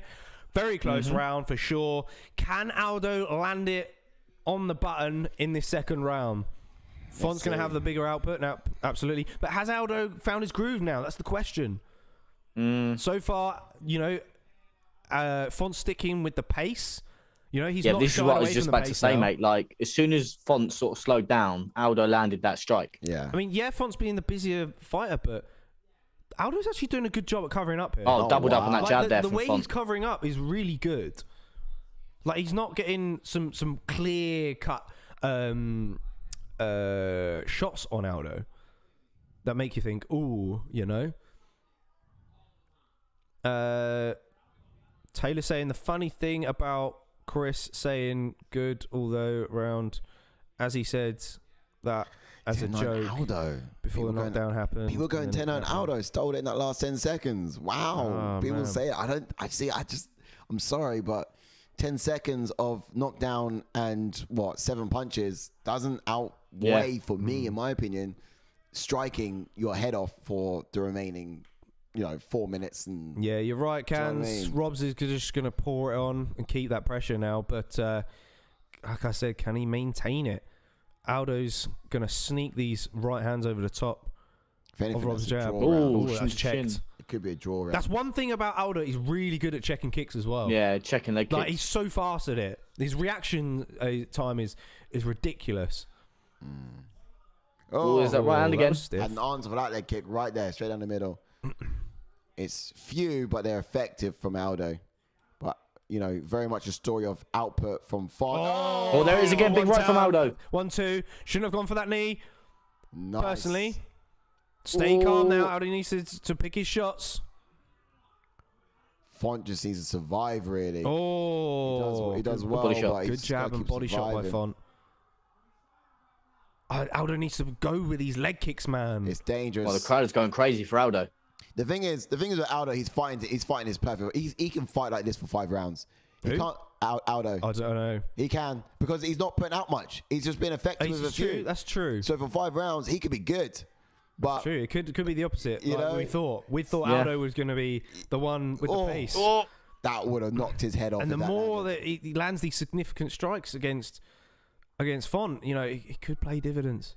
But Font's just still looking good though. We did say Font had the pace, didn't we? He's certainly an output striker, Font, and he's showing that. Good right from Font. But yeah, Aldo's fighting the fight he needs to. Less output. Big right again from Aldo, because it just works for him. Yeah, and but like I said, I expected Font to have a similar game plan against the Cody fight, which was to be patient and sort of level up as the fight goes on. Whereas he's taken the opposite approach against Aldo, against a fast switch guy who is going to tire in those later rounds. So, Yeah, he needs to have the output. And I mean, if he didn't strike, then it's not like Aldo's going to fill the gaps with his own striking and outpace himself. Aldo's still going to have the just fight missed to that his lethal pace. body shot. Font just needs to do the damage, and I don't think he can do enough damage to get Aldo out of there. He's just got to be doing some points, but that means he's got to be striking as effectively as he is. But more to the point, he's got to be getting out of the way from the small snippets that Aldo responds. So he's got to sort of find out when Aldo's going to go. I think that was checked. And be completely defensive and evasive, and then come back in and do his work. And then, like when you play those computer games. Whoa! Jabbed each other. Big right again from Aldo. It was. When you play those computer games, you got the boss level, and you have to strategically dodge rather than strike in order to get one up on the boss. I mean, the same thing for Font here. He's got to be effective at dodging and evading the strikes before he comes back with his own offense. He can't just be all offense here. He's got to realize Aldo's going to respond, and he just has the time to move out of the way of that. Point saying, then again, this is a 5-round fight. Rob might be trying to burn Jose out. Yeah, exactly. That's what we said. Yeah, but Jose's finding his own pace, isn't he? So does he look like he's going to get burnt out at this point? Cool, Smeagol. Good right from Font. One punch into fight? Absolutely. In the bush shot. Body it was nice. Can saying, don't think points going to matter. This won't go 5. That means Jose's going to do something, because Font can't do something within the 5, but Jose can. I think Cans is going with Font in this. Really? I think Cans is Cans. If Jose wins, I'm gonna rub it all over your faces, Terrapin. Ooh, interesting. Taylor saying, even with the knockdown, Font started the round as a -70 favourite. Terrapin saying, comparing Jose to a boss battle is probably the most accurate I've heard him be described. There you go. You've now completed all the other levels. I mean, just purely because of the resume he had at featherweight. Yeah, that's true. He was undefeated for about 6 years. He was a boss battle at featherweight, man. If he was a computer game boss, who would he be? Bowser? He might be a Bowser. What's that about them? Of all the computer game bosses you've got, he might be a Thanos. Bowser. Bowser is massive. Like, I don't know. Bowser's got. Come on, man. Bowser's got the same sort of mean ass face, but he's not got a weight and size for the. Yeah, he'll be a different. Who did you give that round to, boys? I'd like to see the strike numbers, but that's the thing. Aldo landed the more strikes that blew your hair back. Yeah. Well said. I got Font just full stop, landed more strikes. Yeah. So I got to go Font on it. Can say I got Rob, Aldo getting tired already. Ooh. Do you reckon? No. So who do you guys took that round? He's good. Look how skinny Rob is, though. What's going on with his... Well, that's what I'm saying. All it takes was one leg kick, mate. Yeah, that's what, From Aldo. That's what I want to see, man. There you go. There it is. Finally, up that. That was on the thigh, though, I think, so it might have been all right. Up that, brother. Oh, yeah. There it is. More leg kicks, Aldo. He's taking that. The leg kick's going to like nullify that lead jab of Robert. Just good uppercut from Font. Oh, nice. Oh, he's starting to double up with that jab now. Leg kicks. Leg kicks. Look at Aldo. Someone said to him in the corner, kick his leg, and he's come out kicking the leg.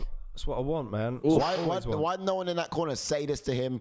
Aldo's pouring it on this round. Is this wise? Huh? Sorry. Aldo's pouring it on this round. Yeah. Yeah, the leg. I mean, maybe he's just trying to manage his energy a bit more efficiently in these fights now. You maybe. know, we definitely saw glimpses of it.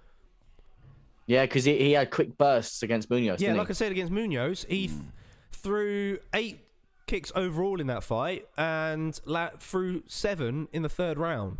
Leg kicks. Carjo knows. Yes. Oh no! Leg kick. We love a leg kick from Jose. Man, everyone in my corner always just says grab the wrist. Full mount! Yeah. Oh, he's trying to get in full mount. Full mount! Wow. Oh, he's managed to get it back to half guard. Div having a lot of success though, says Taylor. So yeah, Taylor thinks Font. Yeah. Okay. Yeah. Taylor thought Font took that last round.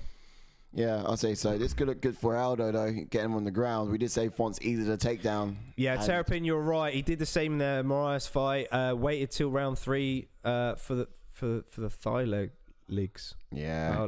Trying to wrap up more here. Bizarre. Why has he picked round 3 for the leg kicks? Wonder what he's thinking. He's just got to... Yeah, coming on from the bottom is a bit difficult to pull off, bro. But, I mean, like I said earlier, you know, for Aldo, okay, you get him down, but like, these grappling exchanges are going to, you know, have effect in terms of your cardio.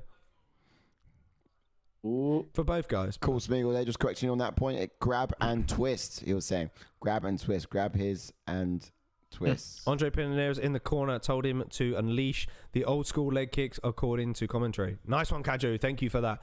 Yeah. Chopping an arm Font is. You know what you're getting from Aldo now in round 3. But it's good that he's like, you know, he's mixing it up. He's bringing in different tools into rounds, and you know, GSP was really good for that. Oh man, I feel like his corner has been listening to our channel and he knows what the people have been asking for. The amount of times we banged on about those old school kicks. I've been crying for it for years. Ash knows against the fights against Frankie Edgar, even though he won, even though he beat Frankie Edgar those twice times. I was still calling for leg kicks because it was like, like it's his best weapon. Well, here it is. His corner only started telling him about it, and it's like, mate, it's probably not his best. It's you know. Is most effective weapon. The main difference is we've not been doing this channel for years. We've been doing it for as of late, and the reality is, Font trying to get back to his feet here. And they know does it? Does so? Oh, and then pulls it on. Rob doing really well to get back to his feet and find a target there as he breaks off. Center rot's gone now as he batted out. Oh wow, stiff jab. How clear? Shoveling that. Beautiful. He looks good. We've got a minute and 30 left of this round. Aldo rocking his body, center rock's gone. Aldo's got a bit of damage on his face. He does, but he's trying to land the big shots, isn't he, Aldo? You can see it. Oh, fantastic from Rob, but might be partially blocked there from Aldo. Plot twist, says Kajo. Andre Pinaneros. Terrapin is Andre Pinaneros. Hey. Oh, nice uppercut there from Aldo. You're just getting on the inside. Oh, jab again. The story of this fight is jab, uppercuts. Yeah, from go to the body. All day. Mixes his striking really well. I love that. On scorecards, Rob is looking good. However, there it is. There it is. That's it. Vintage José. There it is. Put him on the canvas with those kicks. That's got to be motivation. And another one. Aldo knows. More is coming. Aldo knows. Here comes another one from Aldo. Beating up that leg of Font. 30 seconds remaining. I just missed that strike count. Who called it? Anyone catch that strike count? 57 Yeah, it was for 107 to Font. Really? And that means 57 to Aldo. I saw the 57. Yeah.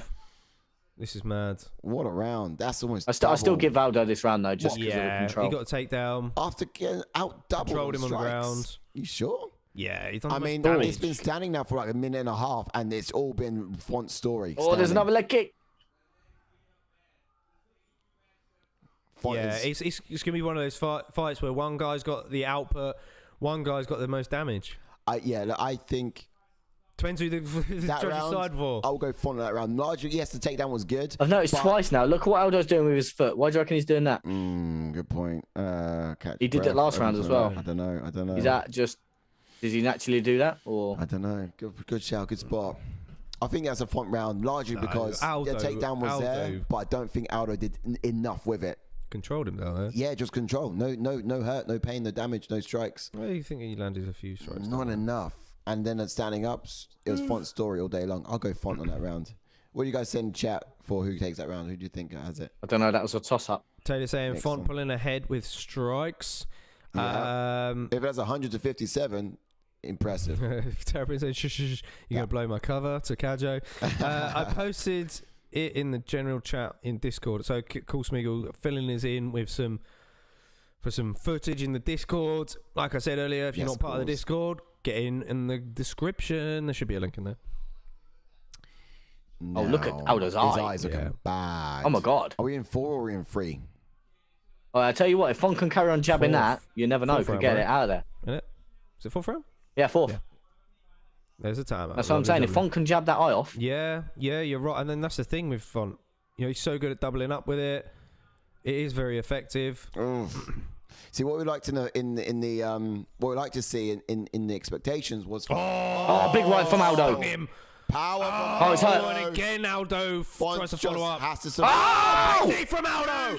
Teeing off now. Wow. God, the control now from Aldo. Font doing a really good job at trying to clamp down on Aldo to recover. Holding him. He just got to tie him up. He can afford to lose this round, but he just has to survive. He's trying to step up. This is what he did against Uriah Faber. But Font's doing a good job at tying it up. Or getting out of there. What Chris is trying to say is, without being savage, is grab the dick and twist it. Oh, okay. Okay. Okay. We'll check that out in a bit. I didn't see this going into a 4th round, says Cans. It's surprising, isn't it? It's quite surprising. The wince of Font in his face there. I don't know what that's. But he's got his wits about him, so okay. Yeah. Jose's stepping over into half guard. Beautifully we just done. trolled just then. We weren't trolled. That's not trolling. So. Were we trolled? No. we went straight over our head either way. Nothing goes over my head. I have quick reflexes. Guardians of the Galaxy. Taylor says, watch the video. Some drunk guy said it at an MMA event years ago. It's a huge meme in the community. Yeah. I've seen it. Okay. No, we'll check that video. I've seen it before. Do you know when he says twist his dick? Grab and twist. Okay. Have to watch it. Yeah, my phone's lighting up. So this is a Discord, is it? That was earlier. So we've got Aldo in half guard here, trying to step over into mount. Yeah, he is. Font doing well defensively. He could get up here, Font. Now on the ground, Aldo's not very. Aldo? Who's the fuck? Aldo's not fighting. Aldo? Aldo's he's not very offensive. On the ground. The wince, sorry. Yeah, I think he's just. He's very physical though. He's trying to get back to full guard. He's finding it desperately.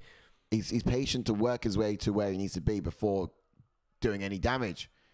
I think for him, it's like if he starts striking at this point, he could lose position. So he's not striking at all. He's just trying to get position, and here he goes. It's position first and strikes, man. Yeah. Okay. Font's doing a good job at defending these exchanges. And that is also good for Font because he's not taking damage. No. While Aldo's working. He's gonna push off at the hips potentially. Come on. Font's done a really good job at getting back to full guard here. Innit? He can stand up. He stood up before. Come on, push out. That's it, push out. Oh, he's losing that position on the hips there. He's lost it. Man, Aldo with some wrestling so here. well defensively. Aldo with some wrestling here. Good side. He's not doing nothing with it though. He's just trying to advance position. That's the thing. He's not landing. Yeah, but it's difficult position first, as you said. Position first. But Font's being very difficult down there. Well, that's a strategy, and it's valid, absolutely. Font is benefiting from that strategy because he's not eating anything, and he's not. I mean, providing you can get the position, a well-worked strategy. It just looks like Aldo's not able to get the position he's working so hard for. So in that case, it's all going to be all of this for nothing. Still on bottom. Mm-hmm. Push off. You got your 2 hips in there. Push off. Oh, good elbows from Font. Yeah, very good. While he's on the bottom, he's got his feet on hits. Why didn't he push off? I don't know. While Aldo's on top, the unfortunate thing is Aldo's been on top for about 4 minutes. Yeah. So can this look good for Rob? I don't know. However, Rob's been very effective in this position, and he's done well to avoid onslaught. He has done well defensively. Yeah, 100%. Don't tell me you're going to give this round to Font because you're more. It's hard to do that. It's hard to do it just because he's 4 minutes. I mean, if it was this story in 1.5 minutes, and Aldo got the knockdown. And Aldo got the knockdown. Yeah. There you go. But it's not. Yeah, it's still gonna be close. I still like Font for the fight. Font trying to reverse position here. He's in full mount. Not enough time though. Font is so good at getting it back to half guard, man. He is. It's so insane. Good. Just when Aldo's so close to getting it to mount, like Font's just sneaks a leg back in. Same time, they've travelled a long way. They was on the other side of the canvas when they started. They got far they've gone, man. Wrist control from Font. Wrist control from Font here. Oh, good elbows. Good elbow. As far as striking goes, Font's done more strikes down here than he's got to have higher strikes in this round as well. Font's got to have a higher strike this round than he did the first. Yeah, that's very true. TLSN, that could be a 10-8. It could well be, mate. A 10-8? No, I don't think so. What are you on about? I don't think so. This round, 10-8. I mean, what, to Aldo? No, sorry, too strong. No. Knockdown. When you get a knockdown, knockdowns do. Johnny's chiming back in with WWE. He's more better than this crap. WWE fake pillow fighting. Yeah, well, WWE is more better than this crap. Fake pillow fighting. Come on, mate. Come on, bro. Johnny. I stopped watching wrestling when I was like 10. 10, mate. Yeah. I stopped watching 12. When I realized it was all fake. I was like, oh. Johnny is bad at trolling. Home. let's all give Johnny a round of applause for trying. 10-8 Aldo's is Kajo. Like we appreciate your audience, Johnny. Whilst you're saying that, come on, tell me you're watching it though. Are you seeing what we're seeing? It's pretty exciting. Otherwise, you're having a very boring Saturday night. Tell me you're watching us watching something you're not watching, and he's watching along. Slayton, yeah, he's just trying to wind us up. Let us know who you're going for in this fight, Johnny Oz in wrestling. I think we've got some. I think Rivers loves a bit of wrestling. Yeah, doesn't he? Yeah. There's no harm in that. Yeah, we got a lot of fighters. Bearing in mind, all the WWE superstars are leaving WWE because it's crap and going to AEW. Well, we can't slate.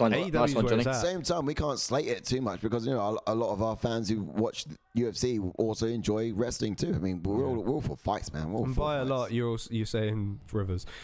yeah, Rivers is into it. I am 19 and I will always watch pro wrestling, and I watched it since I was 6, man. I was massively into it when I was young. Yeah, man. Massively, mate. I was a proper head. I remember those days. Yeah, same. Oh yeah, I was wrestling with teddies and everything. Yeah, mate. Ditto. I had the belts and everything. I've still got the figures in my mum and dad's loft. Keeping on to them. Ooh. That'd be a good one for the kids. Oh. I think Rob needs a finish here, to be honest. I think Rob's good. I think Aldo needs a finish. Round is difficult, in my opinion. You don't think Aldo's the one who needs a finish? No, I think Aldo's winning this fight now. If you look at the strike count, Rob will be up on every round. Oh yeah, I know, but like round 4 was 10-8 in my eyes. I don't think that's the case. Just see how the cards got called. But the reason why I don't think that's justified, just because yes, the takedown was there and he was on top for the majority of the round. It's just he wasn't doing enough with it. He got no strikes. Yeah, we nearly finished him though. Got knocked down. Yeah, he did knock down. And knockdowns, if you get a 10-8 in a round, usually it's good elbow from a knockdown. Yeah, but if he nearly finished him, then he would have put onslaught on. He wouldn't have been spending so long grappling the guy to get to a better position. He would have just been Aldo's tired. Yeah, Aldo's strikes look a bit laboured. Yeah, this is it. Aldo gets laboured and he starts to become a brawler. And this is where you see the brawling happen, which cannot be good for Font. Well, goodbye. I'm going to be leaving right now. Oh, by the way, all the UFC fans of it. Johnny's off ski. This guy. Hey, Johnny, do come back. This guy. But same time, too. Look, we can't say wrestling at the same time. You clearly must like UFC to be watching it. Come on, man. Come on. Come on. For this to but either way, for you peace to out, find bro. our channel. And yeah, there's nothing that you could do. Round I'm doing one so well with the pressure have, here. Round one could have been a 10-8. Yes, there was the knockdown, but the significant strikes for Font were 26 to like 4 before the knockdown. Good elbow. Yeah. Aldo's tired. He is. He's becoming. That's what I'm saying about so the grappling. He fatigues and becomes a brawler, and I don't know if that's good for Rob. Oh, big elbow from Font. Oh, uppercut. Big uppercut. Huge. Aldo needs to get out of there. Oh, the big right from Aldo. Oh, Rob needs to get out of there. Oh, the body shot from Aldo. Rob with the left hand. Yo. Aldo's gonna get him out. Aldo's getting him out there. Aldo's gonna get him out there. Rob had it all day. He had it all day. He's trying to get a back mount now. Rob has to tie him he's trying to go for the submission Rob here. What's has he to doing? tie him up. Rob's bleeding like the bleachers. Oh, Rob trying to reverse position. Aldo's staying on top now. Rob has to tie him up. What a fight! How's this going to go? I don't even know. Rob was doing so well. Surely he's got him. But grappling, this is going to exert so much energy. Oh, crazy. I'll tell you what now. Aldo has to attack with the submissions in this and not let Font up, because if Font gets up, he's going to pour it on Aldo and put him away. And it'd be a similar scenario to Ortega Volkanovski. Oh, he's in full mount now.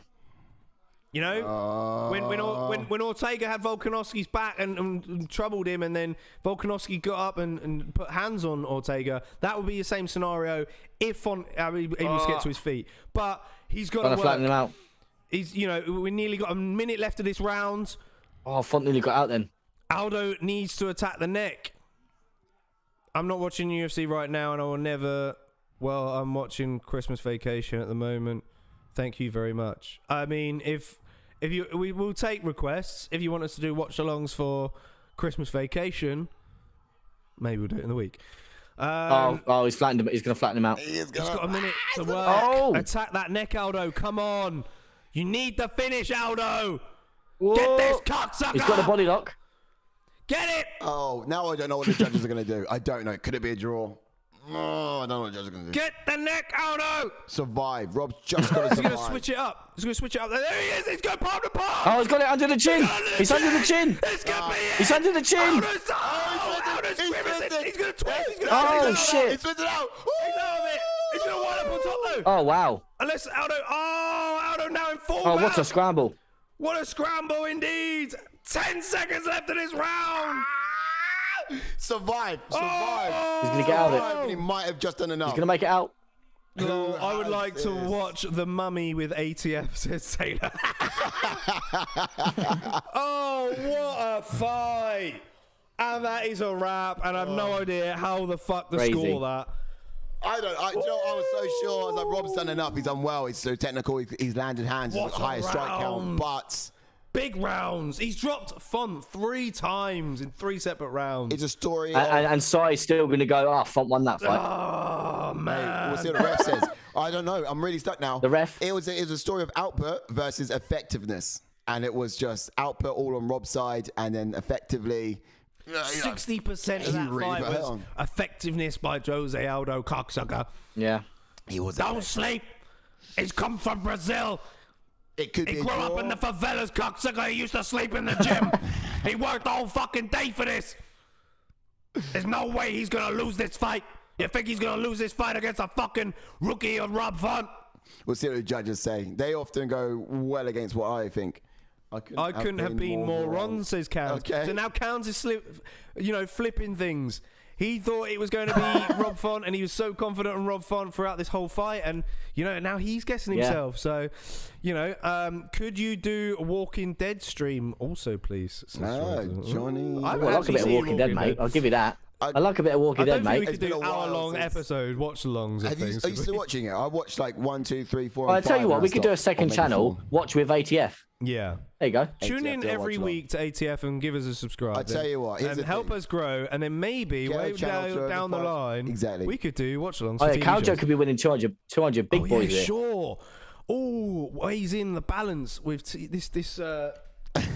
I'm going to rub the W all over your face. Says Terrapin's pumping. Right, here we go. Who do you think's got it? Here we go. Big time. Here we go. Shh, quiet in the audience. I have no clue. 50-45. Ooh. Yeah, Jose gets it. 50-45. Well done, Jose. Jose. Shut your face. Shut your face. Mud on your face. Jose's in a state, cocksucker. 135's where it's at. Pity on. Don't sleep. We're coming for you, cocksucker. Jose Aldo from the favelas. I ate my words, 135 is not safe. TJ Dillashaw, get on the fucking supplements because you fucking need them against this guy. Get on all the Mexican supplements. Do you know what? Fucking yes. Not even disappointed. This guy, would love to see him up there. Warrior. No, I was going to go Aldo as well. I was too. Before you went in front, I was like, don't sleep. Yeah, mate, Rob had a perfect game plan, but just got caught with a right hand, and obviously was on the bottom for 3 rounds ish. I get his strategy, because if he did sit back and be patient, Aldo's got the precision. He's got the the looks. He will punish you with those strikes if you give him those openings, and to get in his face, and similar the way to what Max Holloway did. And make it ugly for him was the right strategy in rounds 1 and 2. Terrapin, love that. But, as the fight got on, Aldo did land those huge shots and did have effect.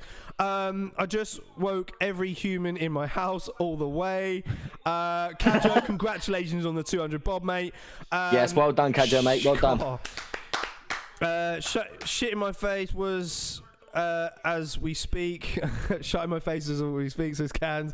So at least he's honourable in defeat there. Taylor saying, yes, I thought I made the wrong choice. Where with Aldo for a bit, good stuff, legend. Johnny Horses Wrestling says, zoom. I just yelled way too loud. Mate, Terrapin, TJ Dillashaw finishes Aldo. The clip of you yelling there. You could probably tell already. TJ Dillashaw finishes Aldo. Oh, big call from Ash already before we get the ranking. He will. TJ Dillashaw will finish Aldo. He's got the clip it. But then he did sort of slow down in that Corey Sandhagen fight, didn't he? Yeah, but I just think TJ can finish him. He's relentless. The wrestling is going to be there for. But then, arguably, so TJ Dillashaw came from Team Alpha Male. What's Jose Aldo's record against Team Alpha Male guys? Probably 4-0. Yeah. Beat Uriah Faber. Beat Chad Mendes twice. Who else have I not picked out? So, that sort of style gets it. But then, what differentiates TJ Dillashaw from those guys? His output is a lot better than... that's a good solid shout, yeah. And I think, with Chad Mendes is very big and strong for featherweight, and Jose dealt with that. But that was a younger Jose. And also the flip side, TJ Dillashaw's older than Aldo as well. Not my ad. Crazy. It's crazy. Yeah. Crazy. But what is next for Jose Aldo? He's going to be waiting in the wings now to see what. This is what next. I'm saying with this division. It's crazy. It is, because Pidillon is the interim champ. He's going to be fighting Aljamain Sterling. There's no doubt about it. TJ Dillashaw is recovering from his knee, with his knee injury, so we don't know the time frame of when he's going to return. We could see TJ Dillashaw versus Jose Aldo as the next option. Rob Font versus Corey Sandhagen. Oh, they've not fought before either, have they? Let me bring up this shit. Oh shit! I just paused. Book it, and then it's got to be TJ Dillashaw, but then again, TJ's got to fight the winner of Jan and Aljamain Sterling. Yeah, and both guys at the same time, both Rob Font and Corey are coming off losses now. Yeah, that's fine. So book it. Yeah, you seem very confident in that. It is an intriguing fight. I think. Whenever get in these little situations, you never like booking two people that are coming off 2 losses, do you? I know it's the top of division. It's a little bit different, I guess. Yeah, I get that. Corey's gonna, be very wild and unpredictable for Rob Font. So yeah, it's going to be a good fight. Rob Font again is going to stick to what he does best and stick behind that jab against him for sure. But I mean, looking for it. Marab is waiting in the wings as well. He could be looking to pick off a guy like Rob Font or Corey Sandhagen. I think Corey Sandhagen's a madman and would probably accept a fight I think Morab. Aldo gets the loser of Peter Yan and Sterling. You think so? Yeah. We haven't got the ranking back up. Where we missed the ranking? He just dropped down for that. Right, so yeah, that's a good shout. I like that. Cody's out of the mix. Pedro Munoz should be getting a fight soon, sure. He's fighting. He's fighting Dominic Cruz next week, mate. So if he wins against Cruz, I like the winner of that fights Rob Font. Personally, Pedro Munoz and Cruz? Yeah, I had a good one for this one. I know that's a great shout as well. Yeah, but look, Morab. Yeah, but there's so many different matchups you can do. Like I just said, TJ's got to fight for the belt next. Yeah, because it's TJ, and he's the former champion. He never lost the belt. That's true. So TJ's got to fight for the belt next. What are you on about? After Yan, you mean? No. He's got to fight for it next. Yeah. After Yan and Sterling. Yeah. Okay. Thank you. Yeah. But then obviously the loser of that could potentially fight Aldo. But then again, you've got Corey Sandhagen in the wings. Why couldn't we get another interim? So, for example, Aldo versus Dillashaw for the interim after Yan. Because Aljamain Sterling's there and he's ready to fight next year. Yeah. Like if he's. Yeah, if the champion is held up and he's injured, then that's when you put an interim fight. For sure. If he gets injured again, then just strip him. This is it. So he's still you're fast tracking too much. He's gonna fight Yan, and then what happens after that fight with Yan? By the time they fight, you've got Aldo ready to go, TJ definitely ready to go. Yeah. And, but TJ's got to fight for the belt, man. The champion not ready yet. So at that point, you'll have an interim. But basically, what Ashley's saying is that TJ's there, and he might not want another fight. He's still recovering. That's what I mean. Because TJ's out injured anyway. Yeah, but by the time he's got to have a fight camp as well. By the time these two fight next year. So why would you fight Aldo if you're TJ? No, just to stay active, but you're not active at the moment. So you're going to be waiting for that fight. I imagine that fight with Aldo will come after the main happens. So Peter Yan and Aljamain's going to happen. Yeah, absolutely. Here's Kojo, mate. Straight after that happens, by that point, TJ will be ready, and he's going to be wanting to go for once. He's going to have to go for an interim against Aldo, I think. So potentially that could happen. No interim. There won't be no interim because Aljamain Sterling's ready to fight next year, mate. Okay, you guys aren't understanding me. No. Yes, he'll fight next year and he'll fight Yan, and then the winner will be established. But straight after that's done, they're not going to ready to fight again. So therefore, no, you can't do an interim title. He would defend the belt then, wouldn't he? He's defending the belt. Right. Wait. He's not going to be injured. Well, you don't know. You don't just throw out interim titles. No, but here's the thing. By the time they fight, it'll be long enough, and TJ will be ready. And what I'm saying you can't bank on Aljo being injured. I think that's what could potentially. No, I mean, with Aljo, you can. But Aljamain Sterling's not going to get past Yan. So Yan's going to win that. Let's get that straight. Okay, Yan's going to win that around April time. Yan wins it. Okay, absolutely. Next one up. And then obviously around April time, I think TJ will be. And Jan's like, okay, he wins it. And let's say what month are we calling it? February next year. He wins it. And then he's like, okay, I'll be ready to fight come summer. I think it'd be April time, I think. April. Okay, so what? Dillashaw's going to wait now till he's going to wait all He's injured anyway, mate. He's got to recover. He's injured. So he's still recovering. How long has he been injured for? He's just had knee surgery. So I'm saying he'll probably be fight ready in April time. Right, and he's already been out for how long? 4. Not that long. You said it's been a long time he's been injured already. But that's the thing. He's got to wait up till August next year before he starts fighting for the title. He's got to have a fight camp as well, though. You got to think about that. The thing is, if he does come back in, he's either you're right. He's going to come for the title. He's going to come for an interim. And depending on how things are going to play out next year, I can 100% see what you're going with. Obviously, if TJ, I feel like the amount of time. Not for the interim. No, I won't agree with that. But I can see where you're kind of getting at, because. PJ's obviously going to wait in the wings, but I think he's doing the right thing, waiting in the wings, because he's there. But he's got no need to ruin his ranking, if you know what I mean. Because if he goes and fights Aldo and loses, he's got to start again. Either he fights for the title or he fights for an interim. Is what I'm telling you.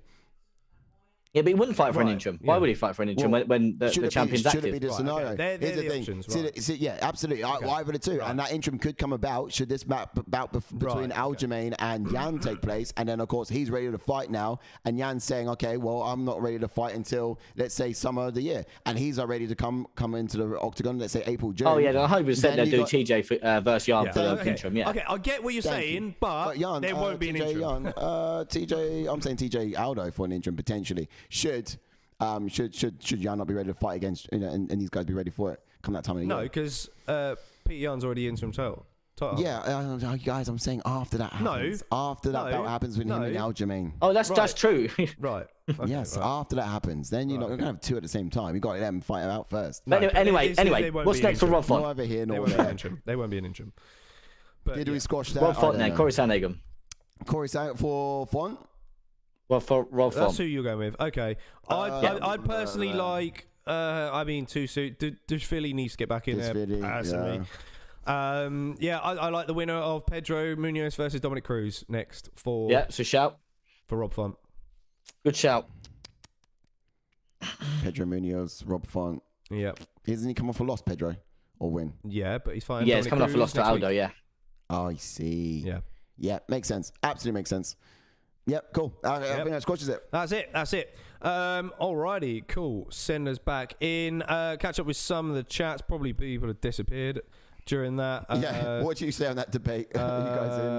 Do you understand where I'm coming from? Taylor said thanks for the good show. Thanks for tuning in, guys. 100%. Even you, Jommy. Well, talk to you guys later. Even your UFC fan guy. It's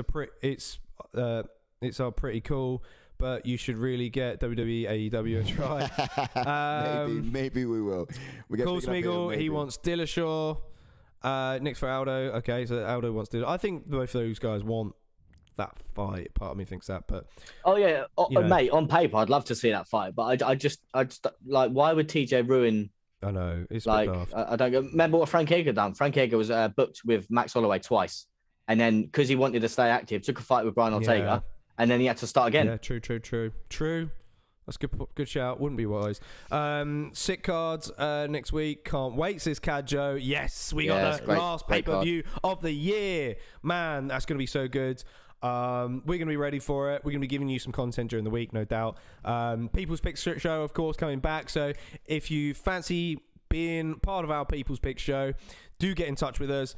Do send us a video of yourself explaining your picks, because that'll be really juicy and really good. It is the And Kajo also saying cheers for tonight, lads. Great content and company as always. So mate, it's a pleasure to have you, Kajo. All of you guys, including, as I said, against even though you're controversial opinions, we welcome it, Johnny. Don't you worry. Of course. And it's good to have you on board. And as is all of you, see you next week. Sooner than that with the fight, or potentially with the We've got Aftermath coming up.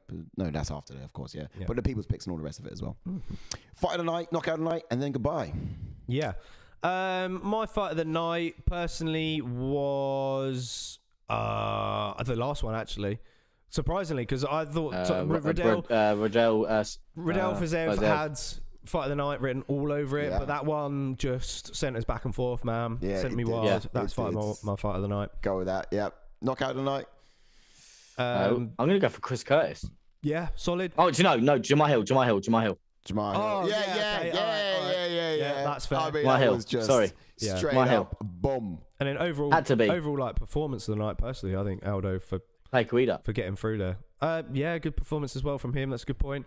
Weathering the storm, coming back. I like that. Yeah, it's a good option. Tough option. Yeah.